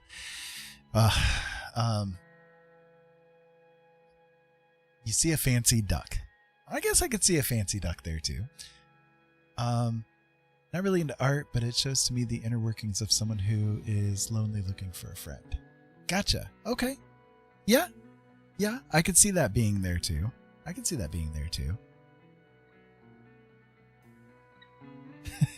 like the duck idea. That's kind of cool. I see the duck now with that. Yeah. I'm just trying to figure out like I've got some of the edging defined and that kind of thing at this point. I've got the basic ideas into place, you know. But I want to show you guys. Okay. So let me do a different layer here. One of the things that I try to incorporate with my artwork is the idea of like as much natural things as I can, like what works naturally with different artworks, right? So one of the things that tends to work really well, naturally speaking, is if you can incorporate something that's called the golden spiral into your art. The golden spiral or the golden ratio is the idea that everything in nature is sort of based on this swirling sort of a circular pattern. You see it in like seashells and that kind of thing the most prevalently. You know, they have the very distinct sort of swirling pattern that goes on with them. And you're swinging from the spiral as you go along. So I try to do that like as much as I can with my artwork too. So I'm going to show you guys like maybe a little bit of how I'm trying to do it here. I've kind of put some elements into place to give that spiral sort of a pattern, right? So we have like it's starting off. Where is my? There we go. So if we started off like right here, where basically the center of the picture is going to be, right? You kind of got this swirling pattern that's going on, and I'm trying to like incorporate as much of these elements into the swirl as I can. So like we've got his head right here at the beginning, right? And we're following the pattern of it around his helmet thing right there. This creature is right here on the edge of this spiral. The creature right here is on the edge of this spiral. This object in the background is on the edge of this part of the spiral. And then the foreground is kind of like coming down into this part of the spiral. You see what I mean? And if we were to continue upwards, then it would be like coming up here too. So I would be best benefited trying to put something like right up in this zone here as well, if I want to like really add that full effect of what the human eye is looking for when it looks at an image. I don't always get a chance to incorporate all of it fully into the pieces of art that I do, but it's something that I try to bear in mind. You know, it's not like I consciously bear it in mind, but it's sort of just, I've got enough experience with it. That's what ends up happening. So when you guys are doing your own art, if you do that kind of thing, you know, where you're leading your viewer into different parts of the art through doing that spiral sort of a pattern, you're going to actually make sure that your viewer is going to stick around with it that extra little bit longer, because they're automatically going to start scanning it in that kind of a way, you see. So object in the background on the right is a wolf. So like this area right here, is that what you're meaning? Like down in this area? Or the one that's over here on the left? Because that's left to me, so. Looks like a mosquito with no wings. Yeah, I guess it could look like that too. I was kind of almost thinking like this could be a tree, right? But at the same time, I could maybe make it into a creature of some kind as well, you know? Somehow incorporate that kind of a thing into it. I don't know. I think that'd look kind of neat.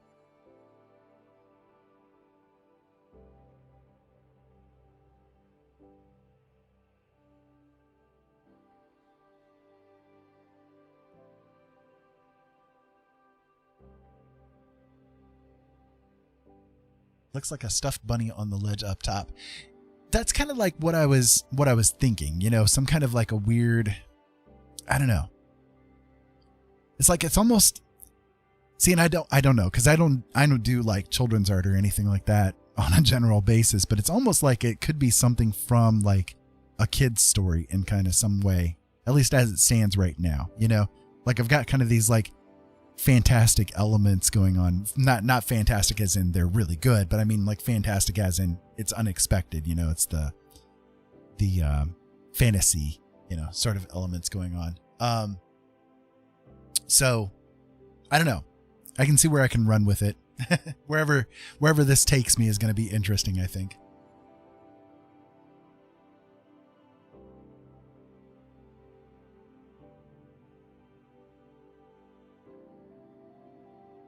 So how you doing today, Amanda?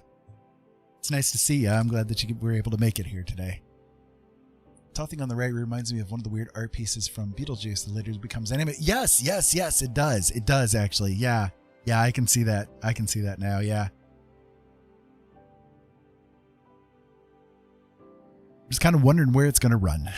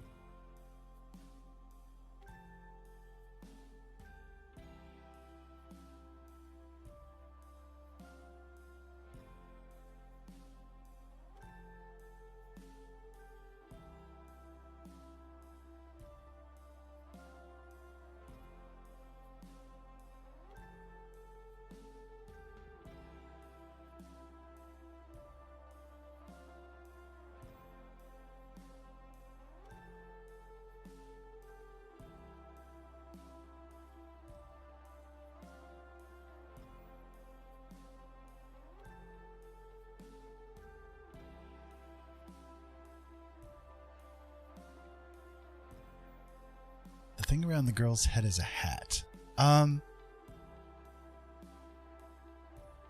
Running away from the sandworm. Yeah. Definitely running away from the sandworm part of it. Usually just lurking. I took a nap but someone had to call. Getting ready to art too. Oh, that's cool. That's cool. Are you working on doing a commission tonight, or are you just doing things in general? My video is frozen. I'm going to switch to you. Oh, I'm going to switch to YouTube. Okay, gotcha.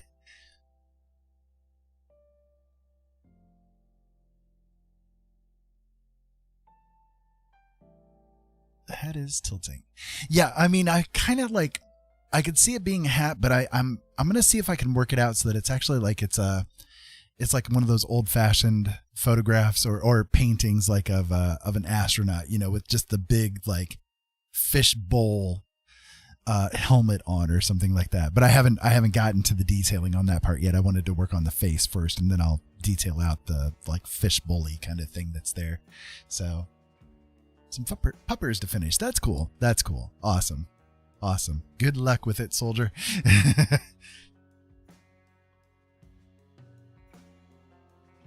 May your art be better than mine. It likely will be.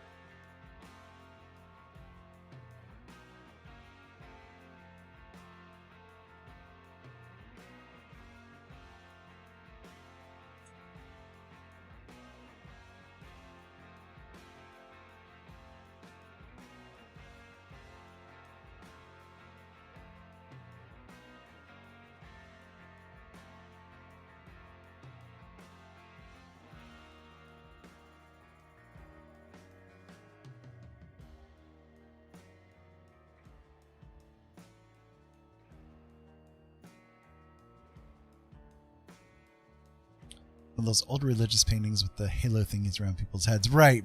Yeah. Yeah.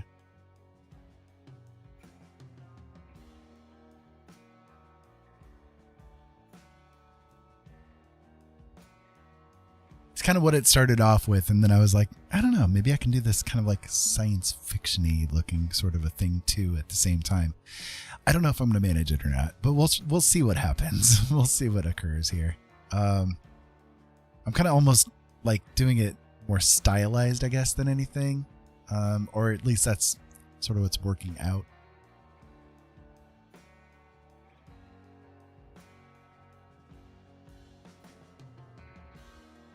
But it's like I'm just, I don't know, the perspective feels a little bit off to me, and I'm just trying to figure out like what I need to do to fix it for my own eyes here.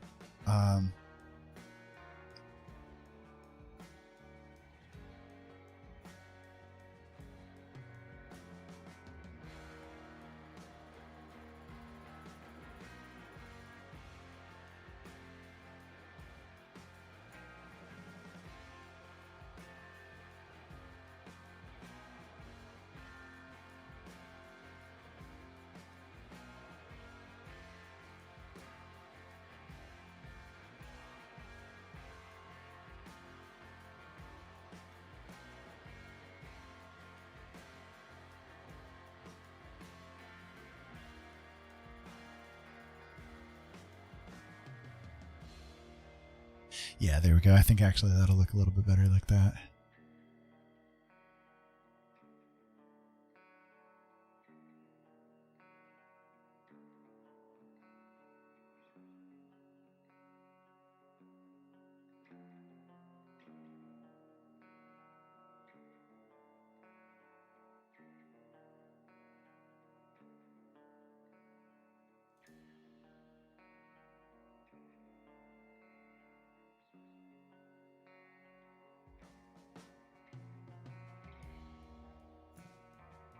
I mean, it's kind of a thing of who even says this person's human, right?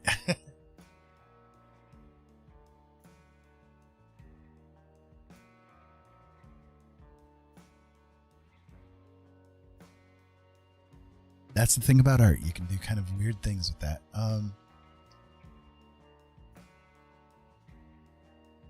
There's kind of a weird dreamscape vibe to it, if that helps you any. Yeah, that's kind of like what it feels like to me too.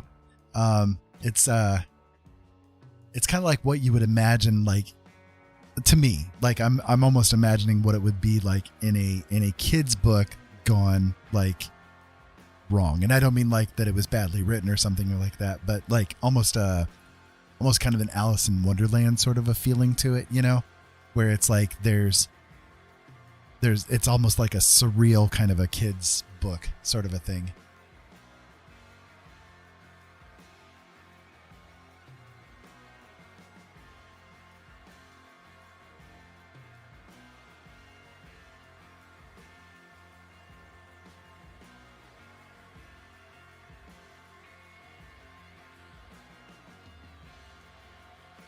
Okay, so I'm getting ready to do a little bit of the shading on the face here, and I want to teach you guys a trick when it comes to shading. So here's how it works. Skin has a certain pigmentation to it based on the melanin that's in the skin, right? But skin itself is semi-translucent. So what happens with skin when you're working with like shadows and highlights is that like, let's say for instance, this person that I'm trying to draw here is based on the same kind of anatomy as a human being has. They have maybe red blood, right? Well, for us humans, we have red blood and red musculature. And so in shadowed areas, it's not going to be just darkened versions of whatever the skin tone is. It's going to actually show more of the redness that's beneath the skin. So skin in shadows has a more ruddy sort of a feel to it. The opposite is the case when it comes to highlights. With highlights on skin, you're not necessarily seeing the pigmentation per se. You're seeing the oil reflecting off of the skin with the pigmentation. So yes, it's going to have kind of the same tone-ish, right? But it's going to actually have a desaturated look to it. So if you want your paintings to kind of have that more realistic punch, you can work with those kind of ideas that your shaded areas shouldn't just be like darkened versions of the shade of the skin that you're using. It should be like more of a reddish color, or like, let's say that this would be an alien creature that has kind of like bluish colored blood, then likely their musculature is going to be skewed towards that color too, and therefore their skin is going to be skewed towards that color in the shadowed areas, you see. So the same kind of applies when it comes to the landscape areas of your paintings. Shadows aren't just black, right? They're not just black. Unless there's a complete lack of light, there's going to be some color to it. But it's a very, very, very heavily saturated color. So again, if you want to give your paintings more of a realistic punch, instead of just coloring your shadows in with black, try to do like a bluish tone, or like, well, depending on the color of the ambient light, of course, it's going to be the opposing color to it. So like, for instance, we kind of have this sort of a golden color here for the tones. We would want something along like a bluish or maybe a purplish to account for those shadowed areas, you see. So just a couple of things to bear in mind. So within Photoshop, what I'm going to do is I'm going to set my brush to multiply, and then I'm going to choose a brush that is a soft rounded one, so that I don't interfere too much with what I've got going on in the highlighted areas and that kind of thing that, you know, that I've already worked with. I just want to tone them, you know. So I'm going to choose a softer round brush, and I've got a new layer just so I don't screw things up too badly. And we can try to go from here. So what I'm going to do is I'm going to choose a color that's more in the red spectrum to do the shadows on their face and stuff.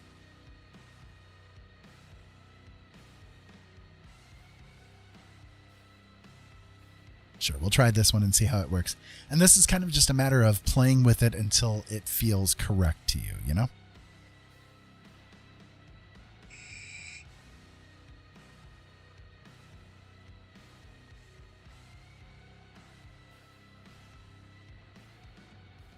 I'm probably going to want just a slight darker one.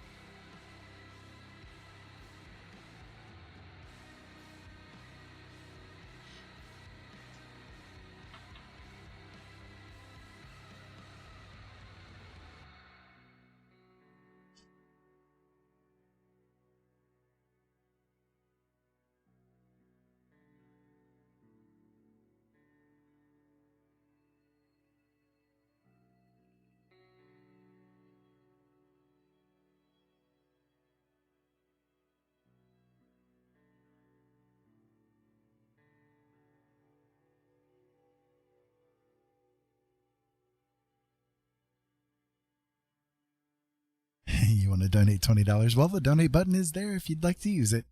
I do accept donations.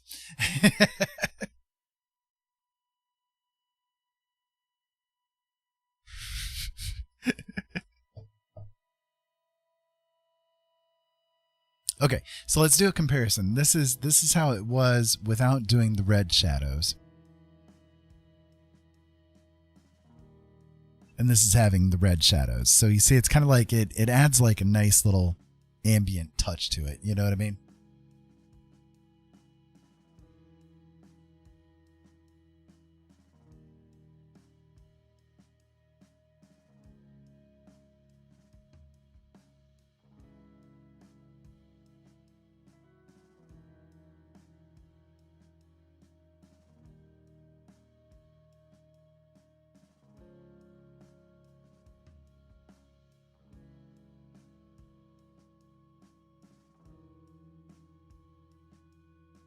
Okay, so I'm going to do then a highlight layer. We'll kind of do the same thing. This time, though, I'm going to do a color dodge. And I'm going to be very, very cautious because color dodge is super, super powerful. Super powerful. You want to be very cautious using it. But I'm going to kind of skew it again, like the ambient light is this color right here, right? That's kind of a yellowish color.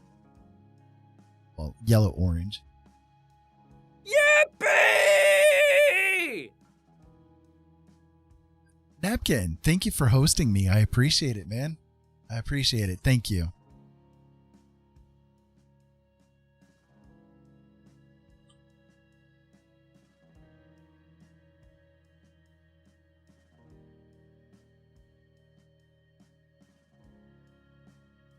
I promise I will do my best not to abuse this power. The power you have given me. Wah, wah, wah, wah, wah.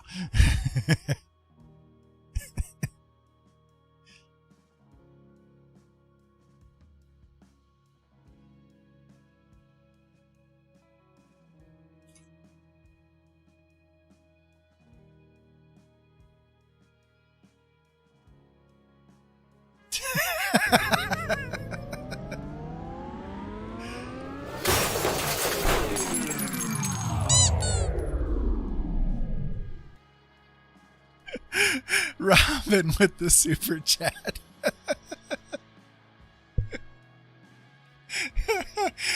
That's the first time I've heard that one go off like that. Shiba dog laughing slightly while blushing and covering his mouth with an arm. Thank you, sis. You didn't have to do that. My goodness. I love you. I forgot I had that one as the sound set for that. Kind of works for the image I'm working on right now, right?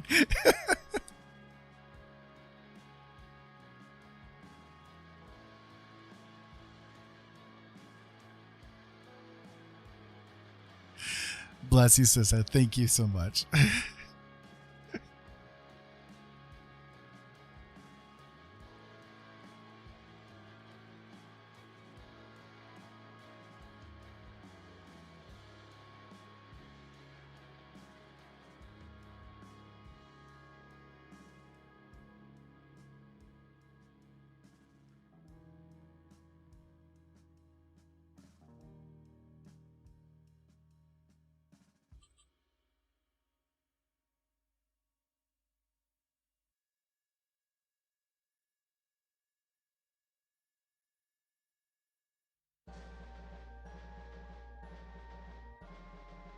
Whoa, sudden music changes. Sudden. Goodness, what the heck was that music?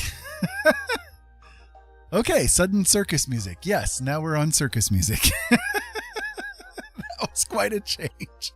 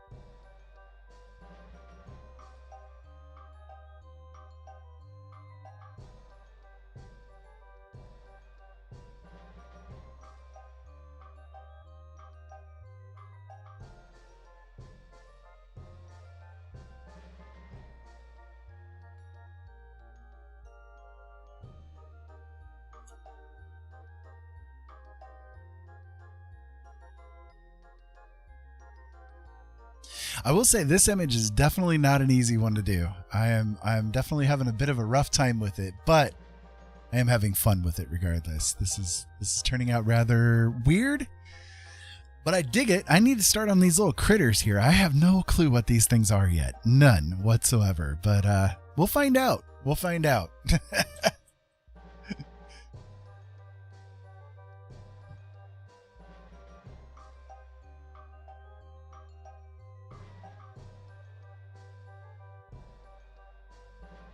Let's find out together, shall we?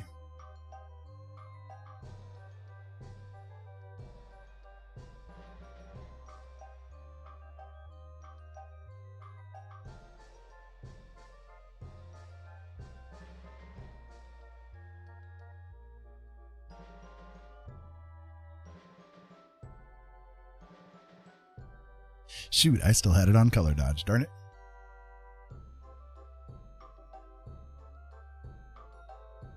No wonder things were bright as heck. The red yarn boy from that one game. Gosh, I know which one you're talking about too. Oh shoot, what was that?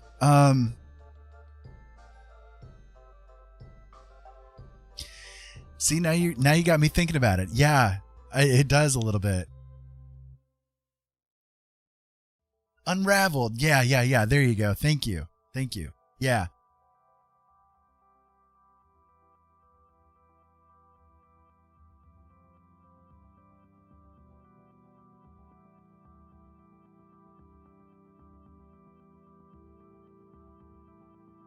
And now my cats are fighting.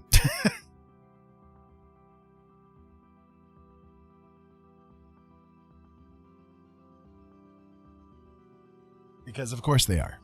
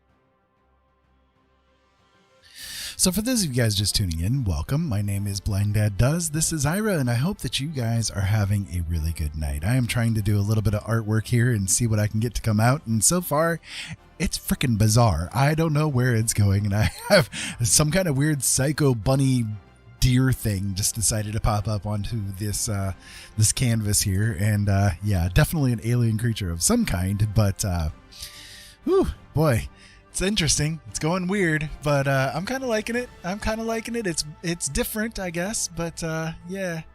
Elliot was upset that Eva was laying on his spot on the bed, so he attacked her. Of course he did. The bottom red figure is kind of shaped like a rubber chicken, but with a baguette-shaped beak.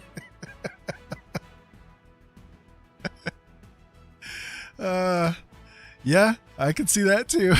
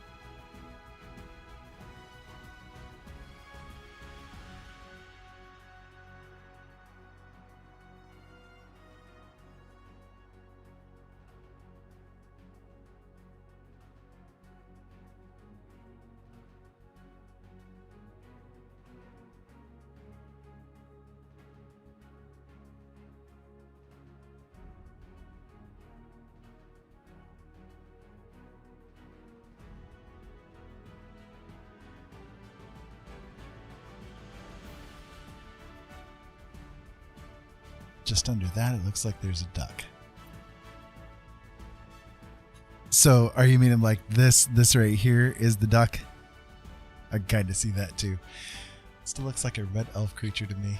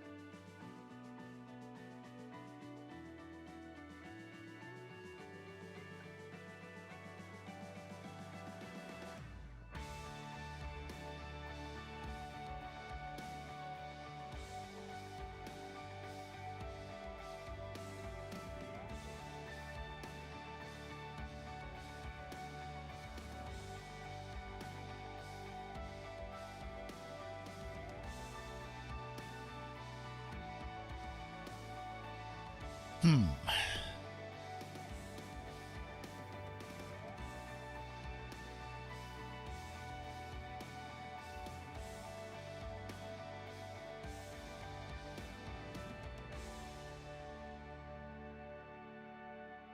A tiny Dobby? Yeah, could be. Could be. One-eyed creature scary on the beak of the tall thing. This picture needs an Iris-style children's book to go with it. This looks like it would be the color of a children's book. Yeah, I mean, it did. It, like, as it's been developing, I've been getting the more and more the feeling of, this would probably make an interesting children's illustration of some kind.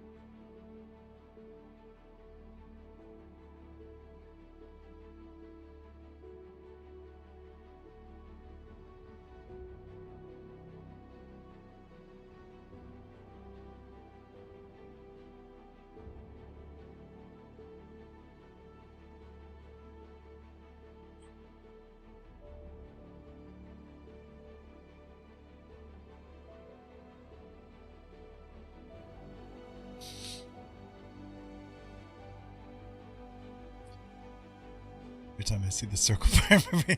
Yeah, I can imagine that. Yeah.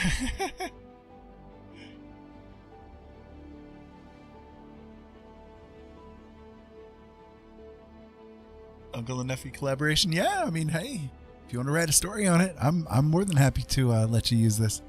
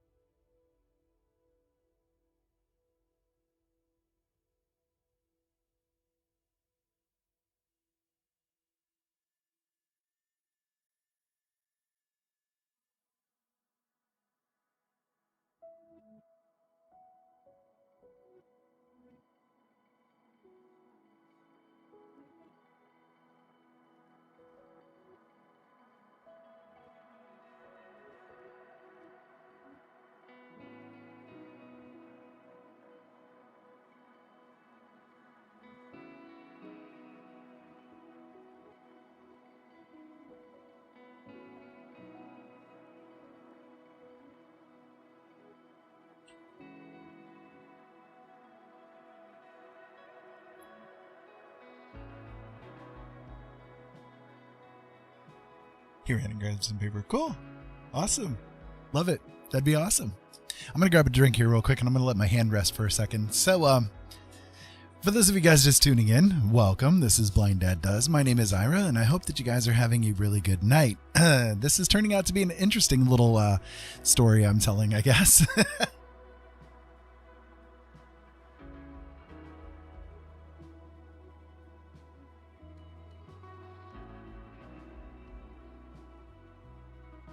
Oh, people have done this kind of thing in Minecraft, that's for sure. Oh, yeah.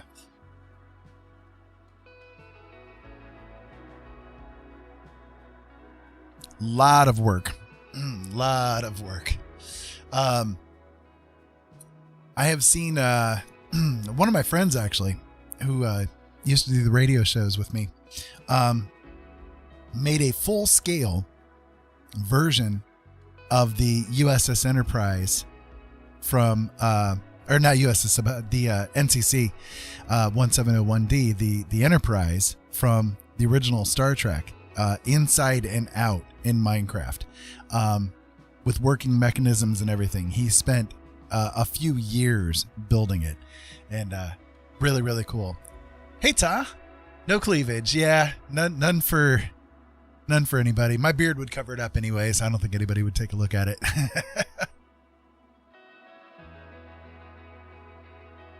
I mean, you can have all the cleavage you want.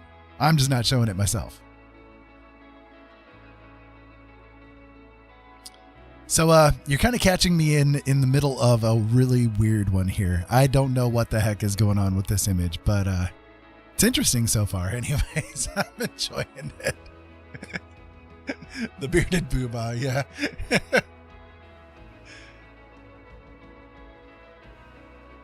You got more than you want.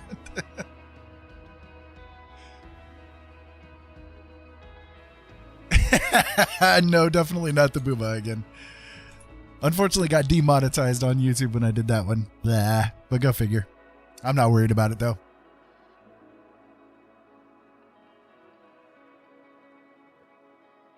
The YouTube can do whatever it wants to do.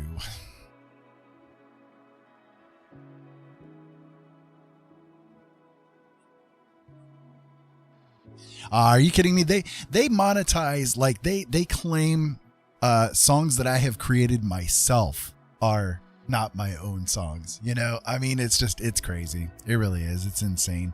I can give an example. This right here is a song that I created, and they ended up demonetizing it because they claim that somebody else has made it, and I'm like, no. And then you go to listen to the song that they claim is this song, and it's it's a rap song that has absolutely nothing to do with anything regarding this one. It's insane. So here you guys go.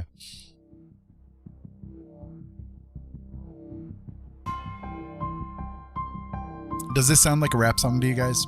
No.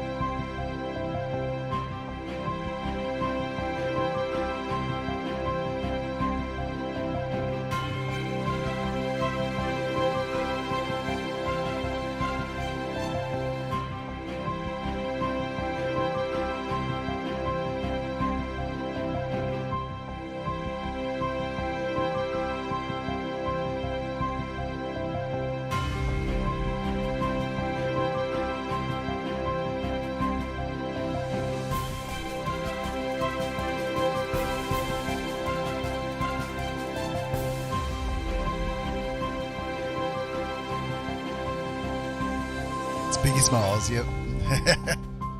No, not even similar notes used. Nothing in any way, shape, or form is equal to it at all. Not even one little bit.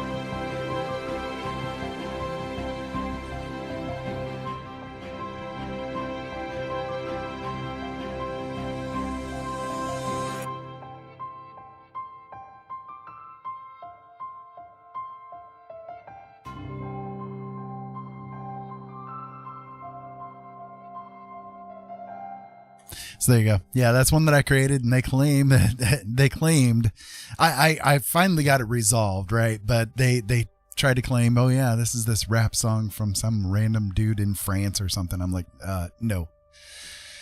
Nope.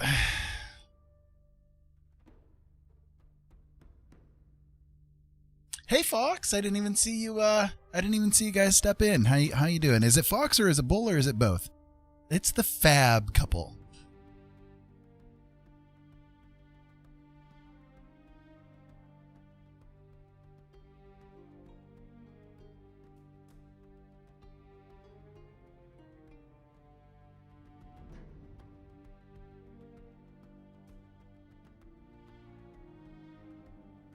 I have never done anything with TikTok. Not one thing. I have watched one video on TikTok, and it ended up being one of Simply Two's deals. I think it was Tom. For those of you guys familiar with them, I think it was Tom was doing a exercise one. So I clicked on it, and that's literally the only thing I've ever done on TikTok.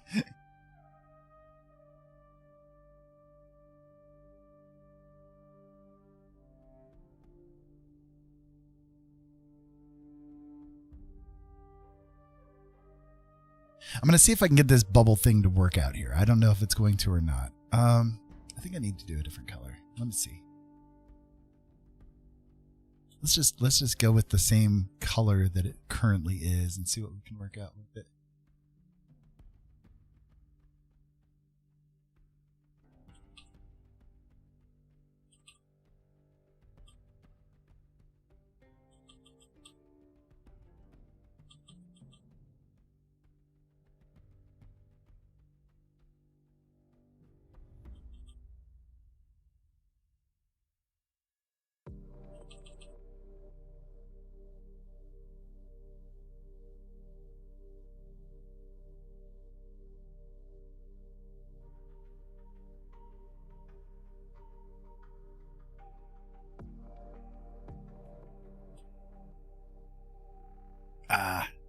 I know why. I had the brush on the wrong setting. Give me a second. Let me reset this. Let's try that again.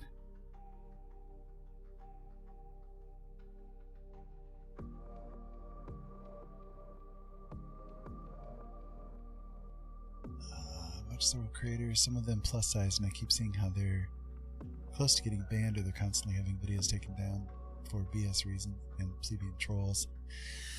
That really sucks. You know, it's really sad that in today's day and age we still have people that have issues like that, you know. It's just, it sucks.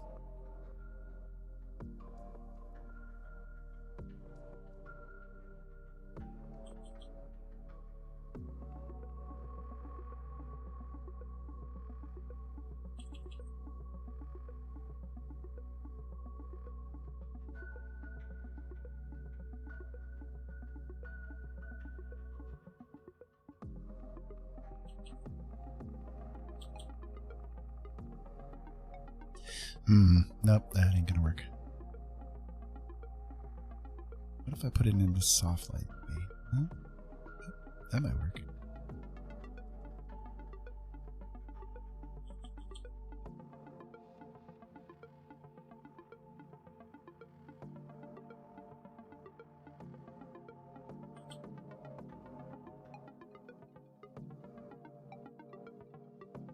I know it's obscuring things like hardcore here, but bear with me for a moment. Let me see what I can do to get this to work out here.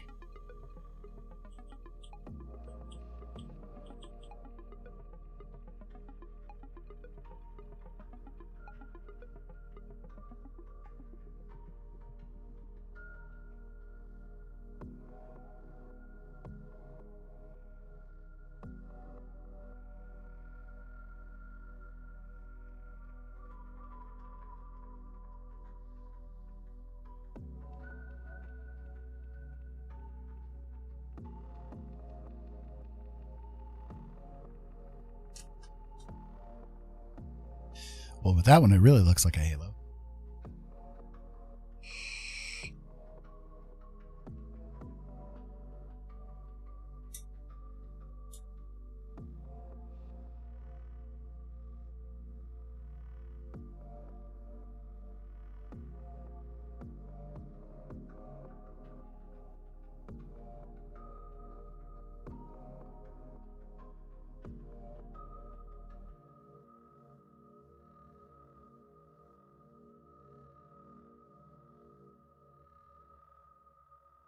Well, soft light helps it. Let's see.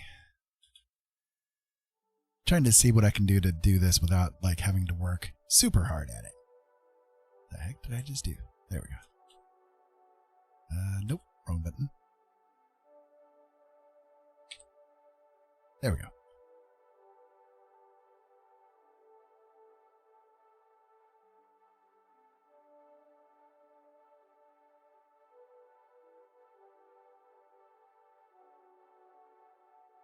That's a little better, I guess.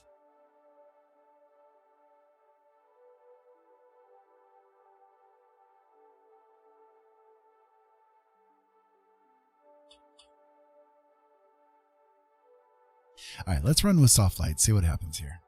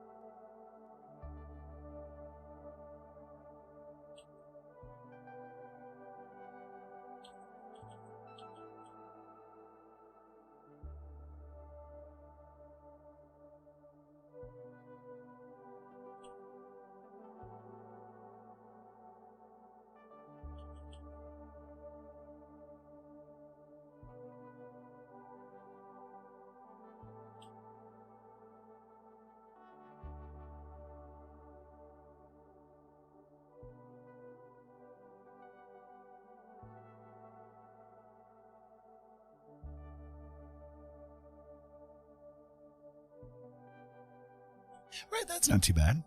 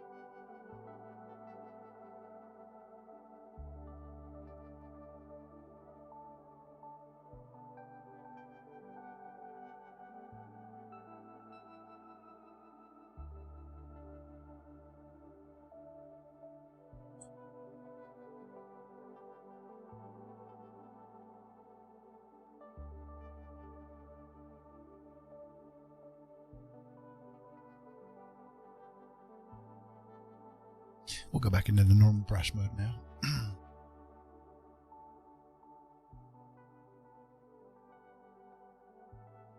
They just want their 10 seconds of feeling better than someone else. Yeah, unfortunately. Unfortunately, that's really, it's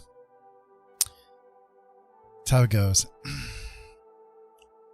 Bill says the red guy at the bottom looks like another bunny facing the dude asking for help to get his brother out of the tree. That could be too. Yeah, that could be. That could be. That's a good one. I like that.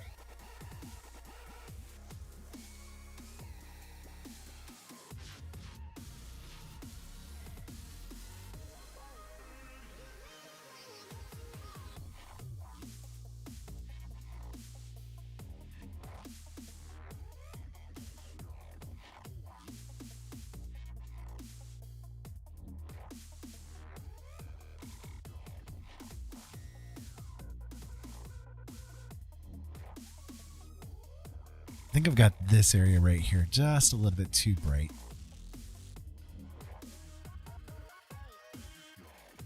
Yeah, there we go. And then what I can do is go with the white again, but make it a little bit smaller.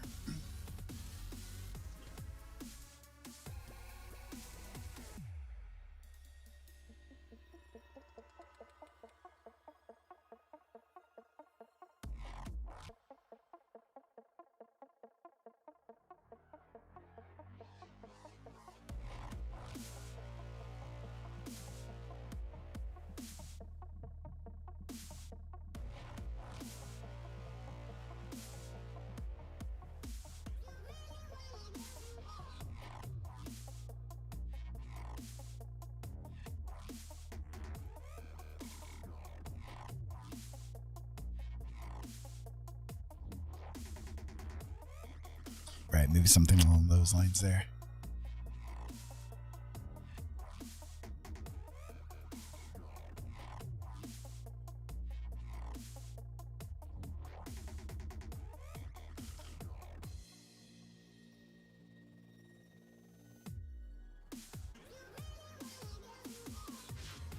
it's like ultimately what I try to do is, kind of leave it up to the viewer's imagination as to what's happening.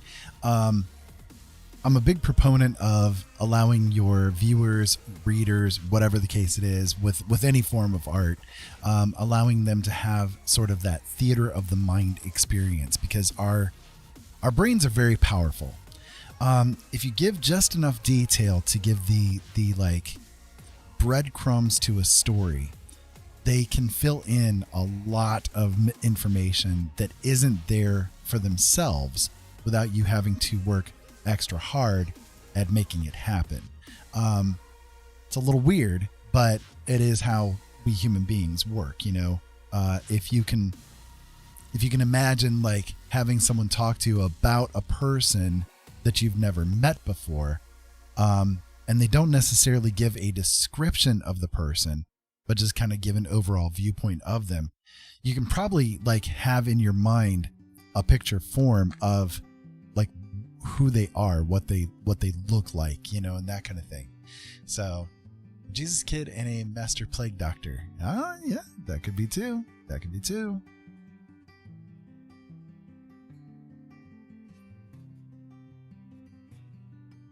So I'm real big on, letting the viewer fill in the missing pieces, quote unquote.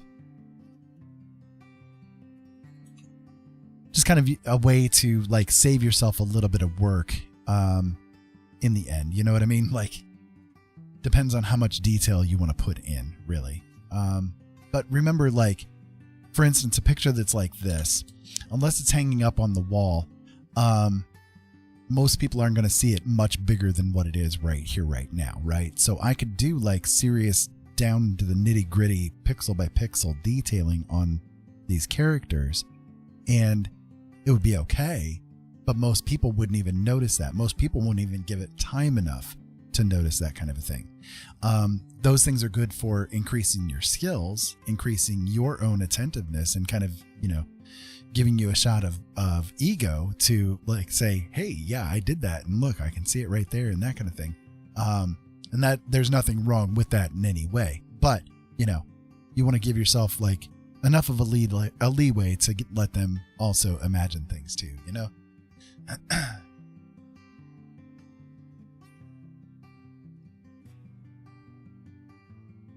He has an arm and hand growing out of his foot.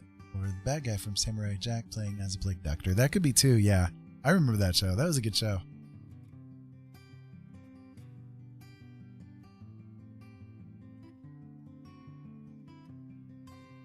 So I hope that all of this is making sense for you guys, and that you guys are maybe picking up some techniques or tricks that you guys can use for yourselves in your own art. If so, I would really love that. Like, I would appreciate also like anybody who is willing to share their art with me. I'd love to see it. I'm very into, what people create. I love seeing what people can do. And especially if you can run with, something I'm giving you here and, taking it to another level because you have better skill than I do, I would love it. Really, I would really love it. So yeah, run with it, my friends.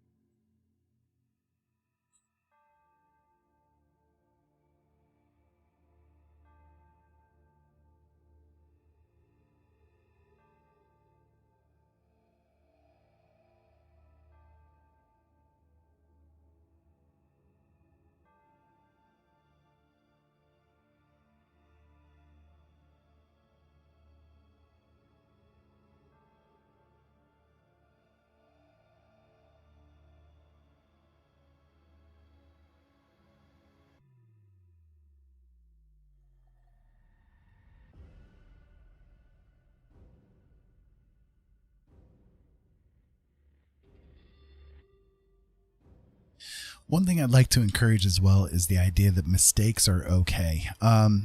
As you notice, I don't know if you guys will have noticed it by the time that you guys have been watching me here, but I have not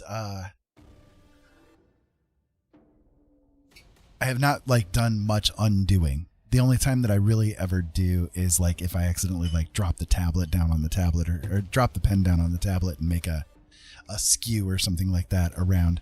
I don't like to do that because I try to take like as much of a traditional painter viewpoint of things as I can.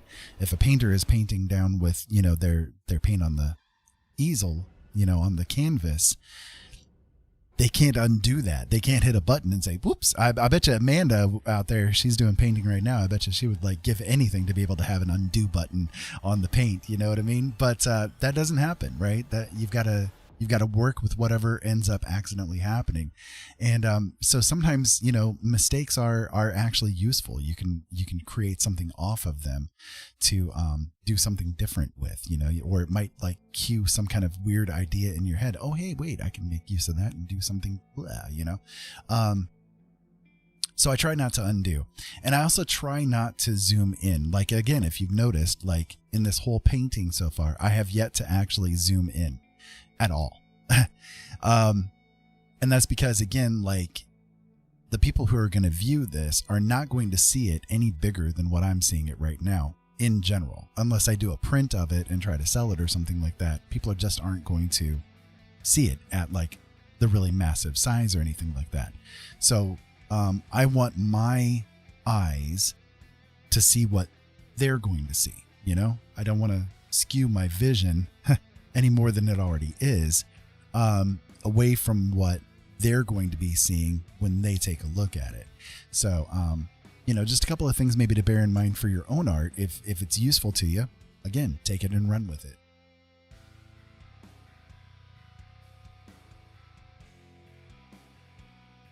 I get asked too many times, what's the story? You tell me, right? Exactly. Don't tempt me. There was an undo button on canvases. Half my paintings wouldn't have happened. Right. I mean, it's like there's always interesting.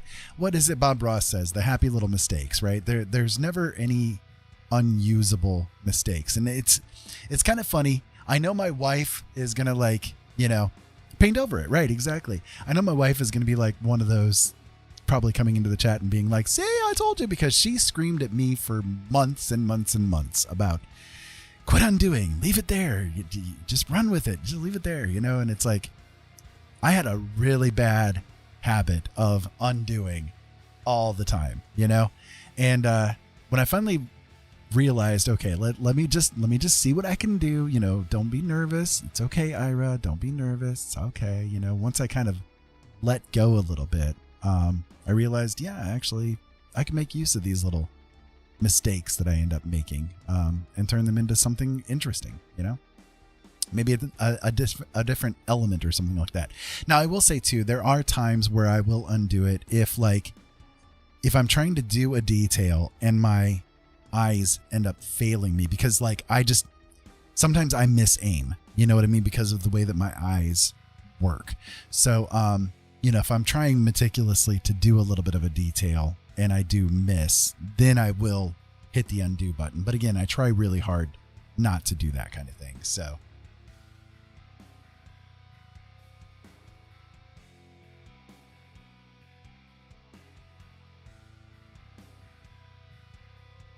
my art process is more or less make a plan, expect the plan to go wrong, make a new plan, right? Exactly. Yes. Remember, dear, the writing side of the brain is also the editing. So you tell people not to edit until you're done. Painting is the same, so hence my harping on you to stop editing a lot. Yes, I know, dear. I know. I have learned my lesson. I know. Get off my butt, Hera. Anyways, so yeah. So I try not to do that these days. I've kind of learned my lesson. I've learned how to make use of the oopses and that kind of thing, and run with it from there.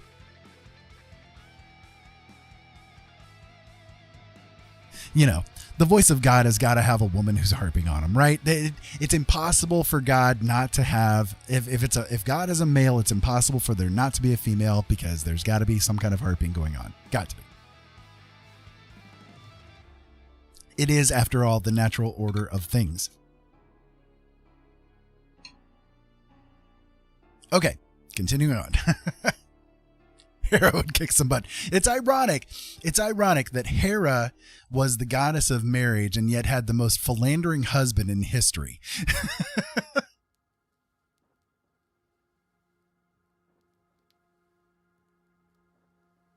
Happy little accidents gave birth to almost all my paintings, right? Yeah. Okay. See, and it's like, that's something that I've learned over the years. It's taken me time to get there. You know, honestly, it's taken me time to get there. But I at this point, I really do encourage people to just, just run with it. See what happens. You never know. You never know. You might create something absolutely fantastical, fantastical by way of, this is something incredible, incredibly different, kind of a thing, as opposed to fantastic. I don't know what your skills are. Maybe it isn't. I don't know. So, she's goddess of divorce too. Yeah, I'm sure. She also took revenge every time. She sure did. Yeah, quite spectacularly at that.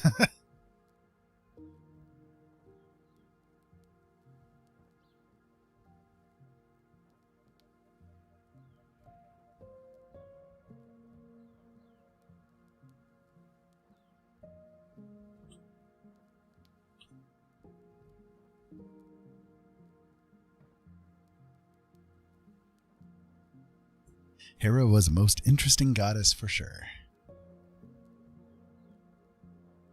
Just trying to help us be the best thing possible.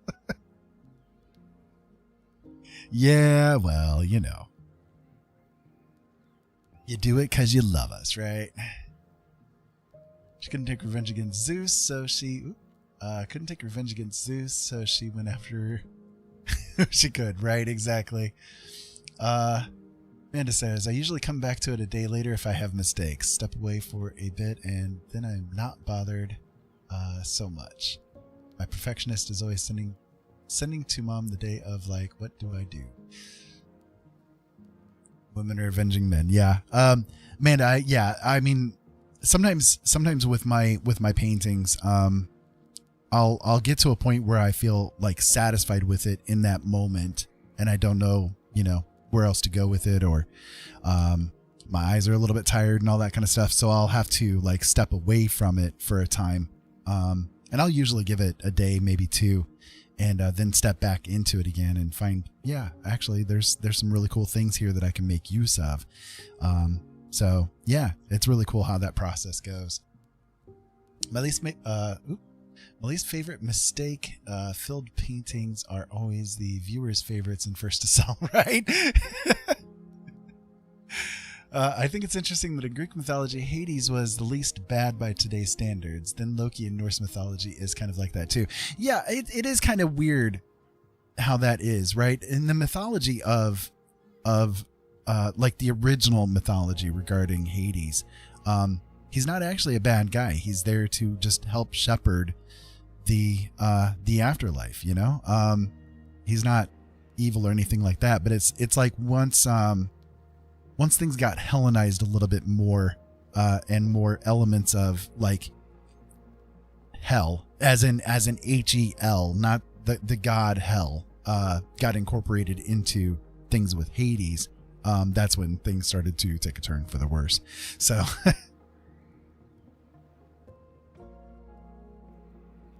but up until that point, Hades was just a guy who was, making sure that the dead were being taken care of and doing the things that they were supposed to do.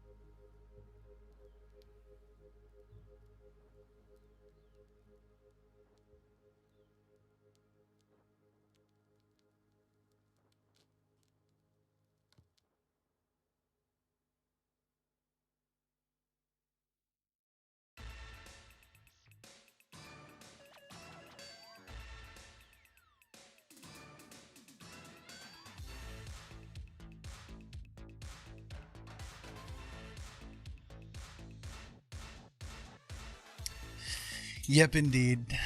The dear heart needs to head herself to bed. Okay, I gotta catch up with the chat here. I'm sorry, I didn't realize you guys were chatting in here so much.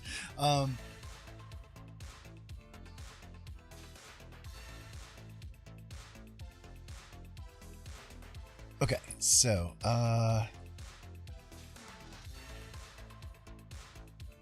these gods weren't bad. They were just patrons of an. Oop, it's flipping. I definitely need to fix my my little chat thing here on my phone, because every time somebody sends a message, it like resets it. Let's see. They were just patrons of an unwelcome part of life, and as humans, we lashed out at what we don't understand. Yeah, exactly. You know, in the old Jewish beliefs, they would always allow mistakes to stay because only God could create perfection, right? Yep.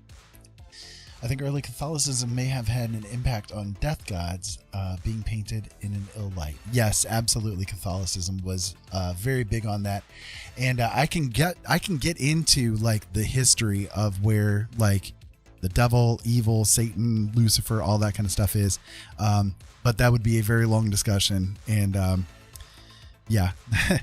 Are those intended to be bunnies? They're so cute. I don't know, honestly. I don't know what they're supposed to be. They're just like these weird alien kind of creatures that decided to come out today, Fox. I have no idea. But they're kind of cute. They are. Celine's going to bed.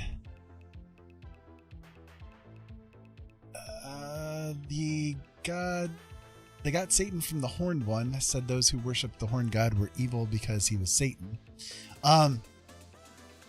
There is some that too. Yes. Trying to catch up here.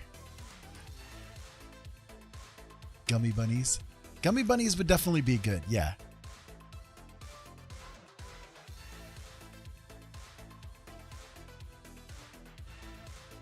Jesus kid, Plague Doctor. Just as a basic overview, like, right, I was on the pathway to become a preacher, and I ended up, quote unquote, straying away from it because of the things that I learned. But I studied the original texts in the Hebrew, Aramaic, and Greek, and I was trying to, figure out what was it that was being said. That all of the things were being written for a specific people in a specific time and in a specific place, and taking everything outside of those contexts is difficult at best. The concept of Satan was not a thing in the Hebrew religion at all. Satan is based upon the words Hashatan, which essentially just means the adversary or the accuser. It is in reference to anyone who stands in opposition against a thing. And in fact, in the original text, God at some point is even referred to as being Hashatan, the adversary, because he was standing in opposition against somebody who was trying to do the wrong thing. So it's kind of interesting that since then, the religions that have formed that are like offshoots of that one, because Christianity, Islam, they are offshoots of Judaism, have taken the ball, so to speak, and run with it in a large way due to mistranslations, both accidental and intentional.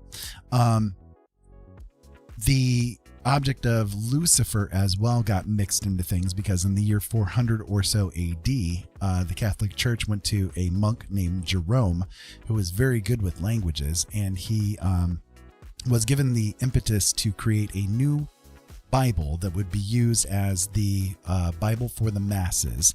Everybody would use it because at that time there were many different translations and things were getting very confusing. So they wanted a singular translation to be used, and so they went to Jerome, who was really good with languages. In Isaiah, there is a verse that talks about the morning star, and the words in the original texts, or in the Latin translation, are Luciferon. Luciferon was, for whatever reason, whether by accident or on purpose, and I would give the benefit of the doubt to say it was probably on accident, ended up transliterating it into a proper name status. So Luciferon became Lucifer, Lucifer, and that became Lucifer as time has passed. The same words, by the way, were used in 1 Peter to refer to Christ, the morning star. The same exact words, but in the 1 Peter verses, they were not given that transliteration status, and therefore aren't given the quote-unquote proper name status. So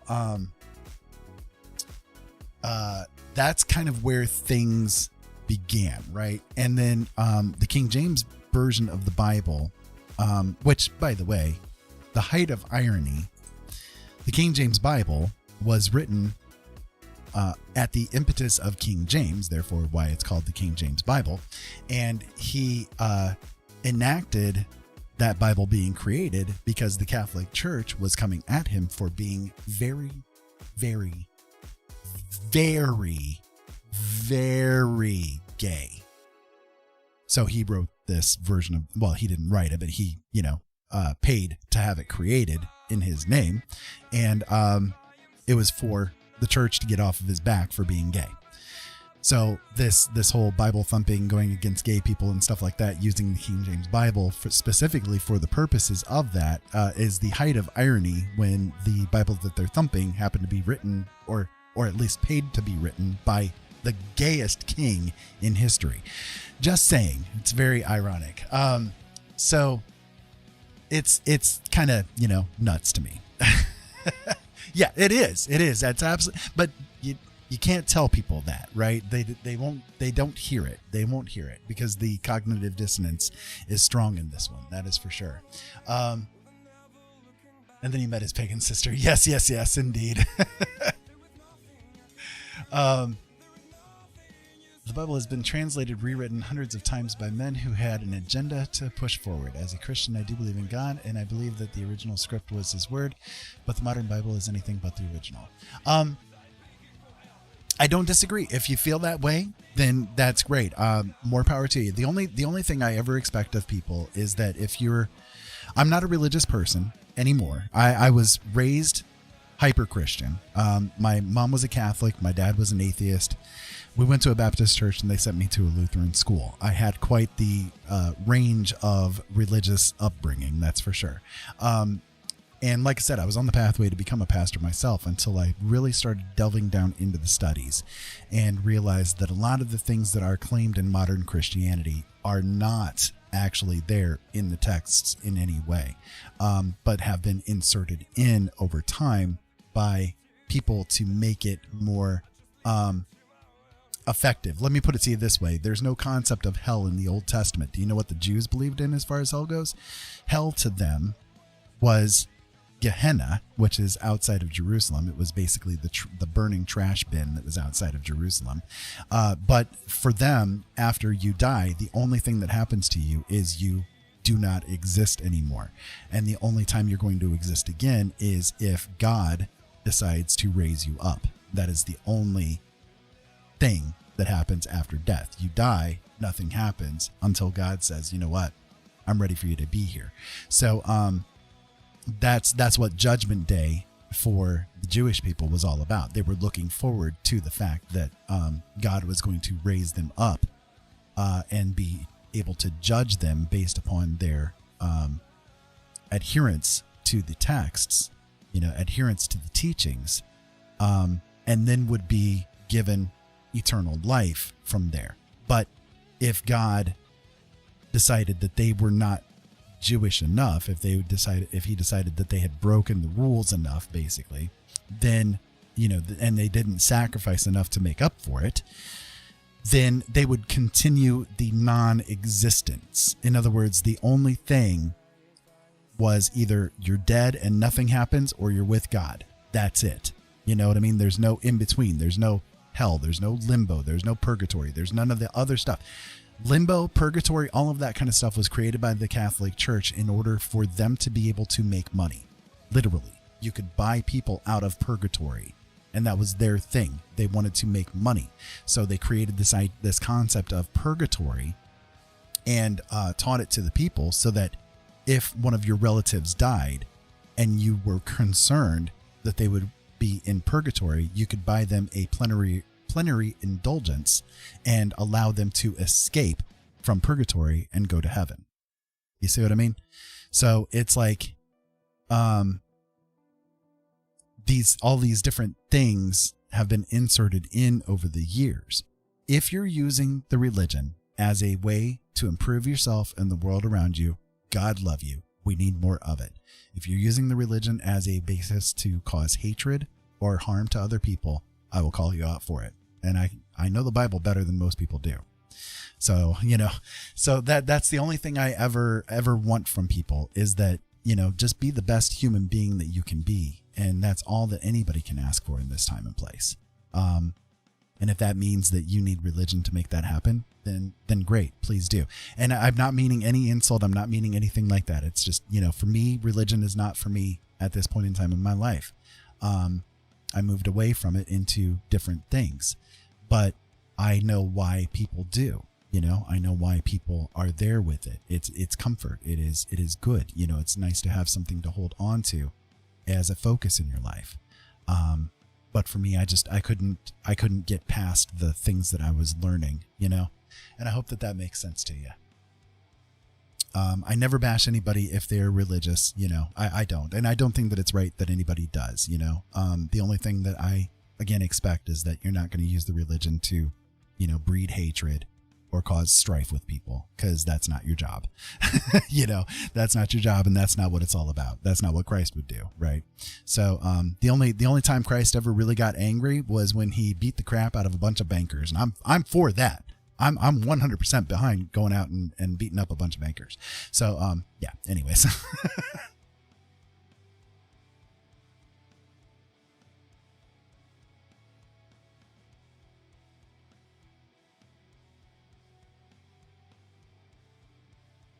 Yeah, what's kind of harsh for people to understand is that when it comes to like religion and that kind of thing,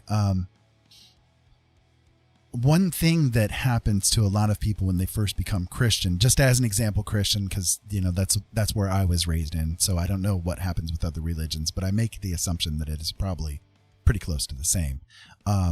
Because we're human beings after all, and this is kind of like a human thing to do.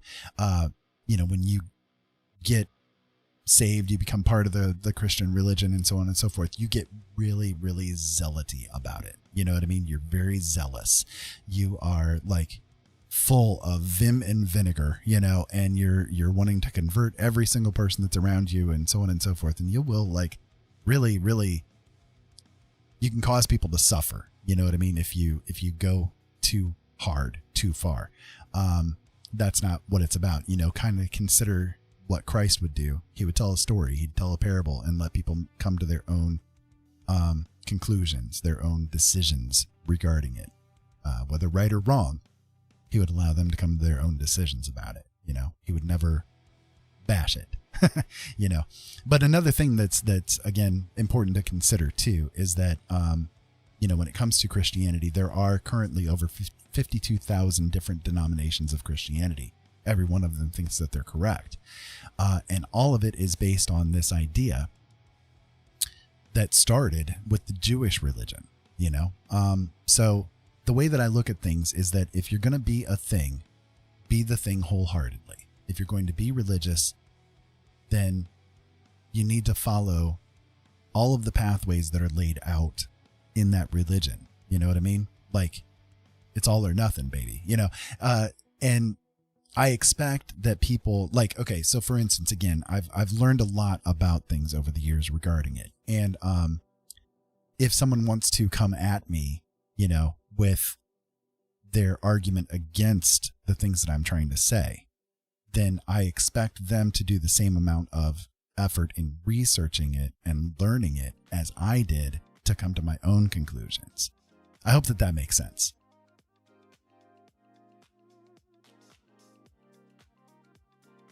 The lessons of Artemis lately. Yes. Yep, indeed. All right. Well, enough of the heavy topics. I'm gonna say I've been on for just about 4 hours now, I think. Yeah, it's getting there, 3.5 hours, and it's getting a little bit late. My voice is getting a little bit tired, and I have been fighting off this sore throat for the past couple of days. So I think I'm going to go ahead and let it get a rest here. But I'm not dissatisfied with the picture so far. I will come back to it. I like what's happening. I like what's happening with it. It's unique. It's different. It's something very different from things that I normally do. But I dig it. I'm going to run with it and see where it takes me. And hopefully it comes out to be something rather interesting.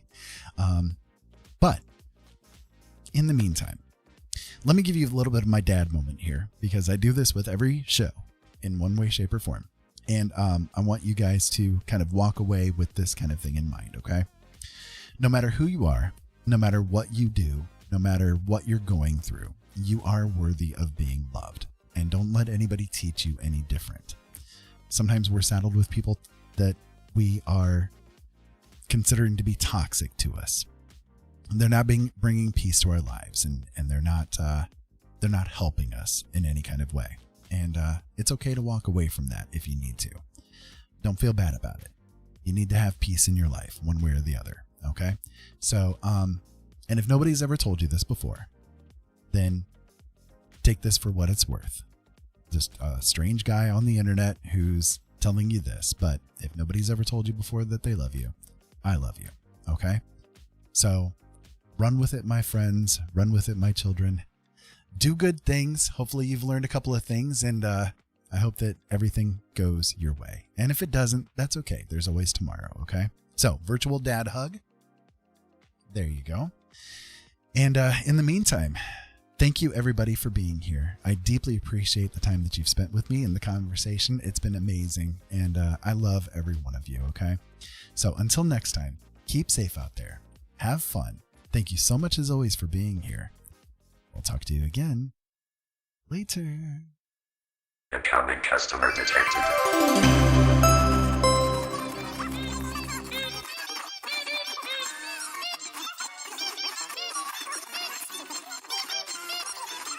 Keep your eyes open, boys. We need to have a serious talk.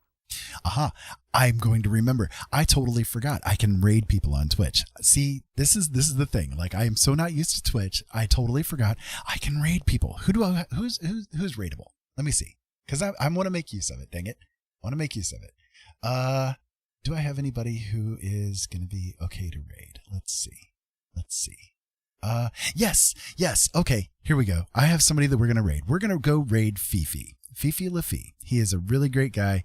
He's got a language, you know, he bites no bones about anything. He's very interesting character. Love the guy. He's awesome. So we're going to have a raid on Mr. Fifi Lafi. Let's see what happens here. Again, thank you guys for being here, and I love y'all. Okay. I'll talk to you again tomorrow.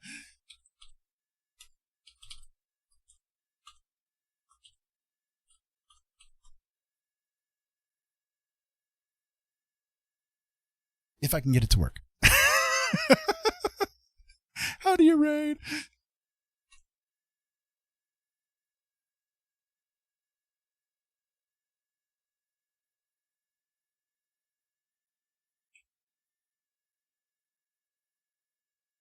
Oh yeah, that's right. /. Thanks, Fox. Talk to you guys later.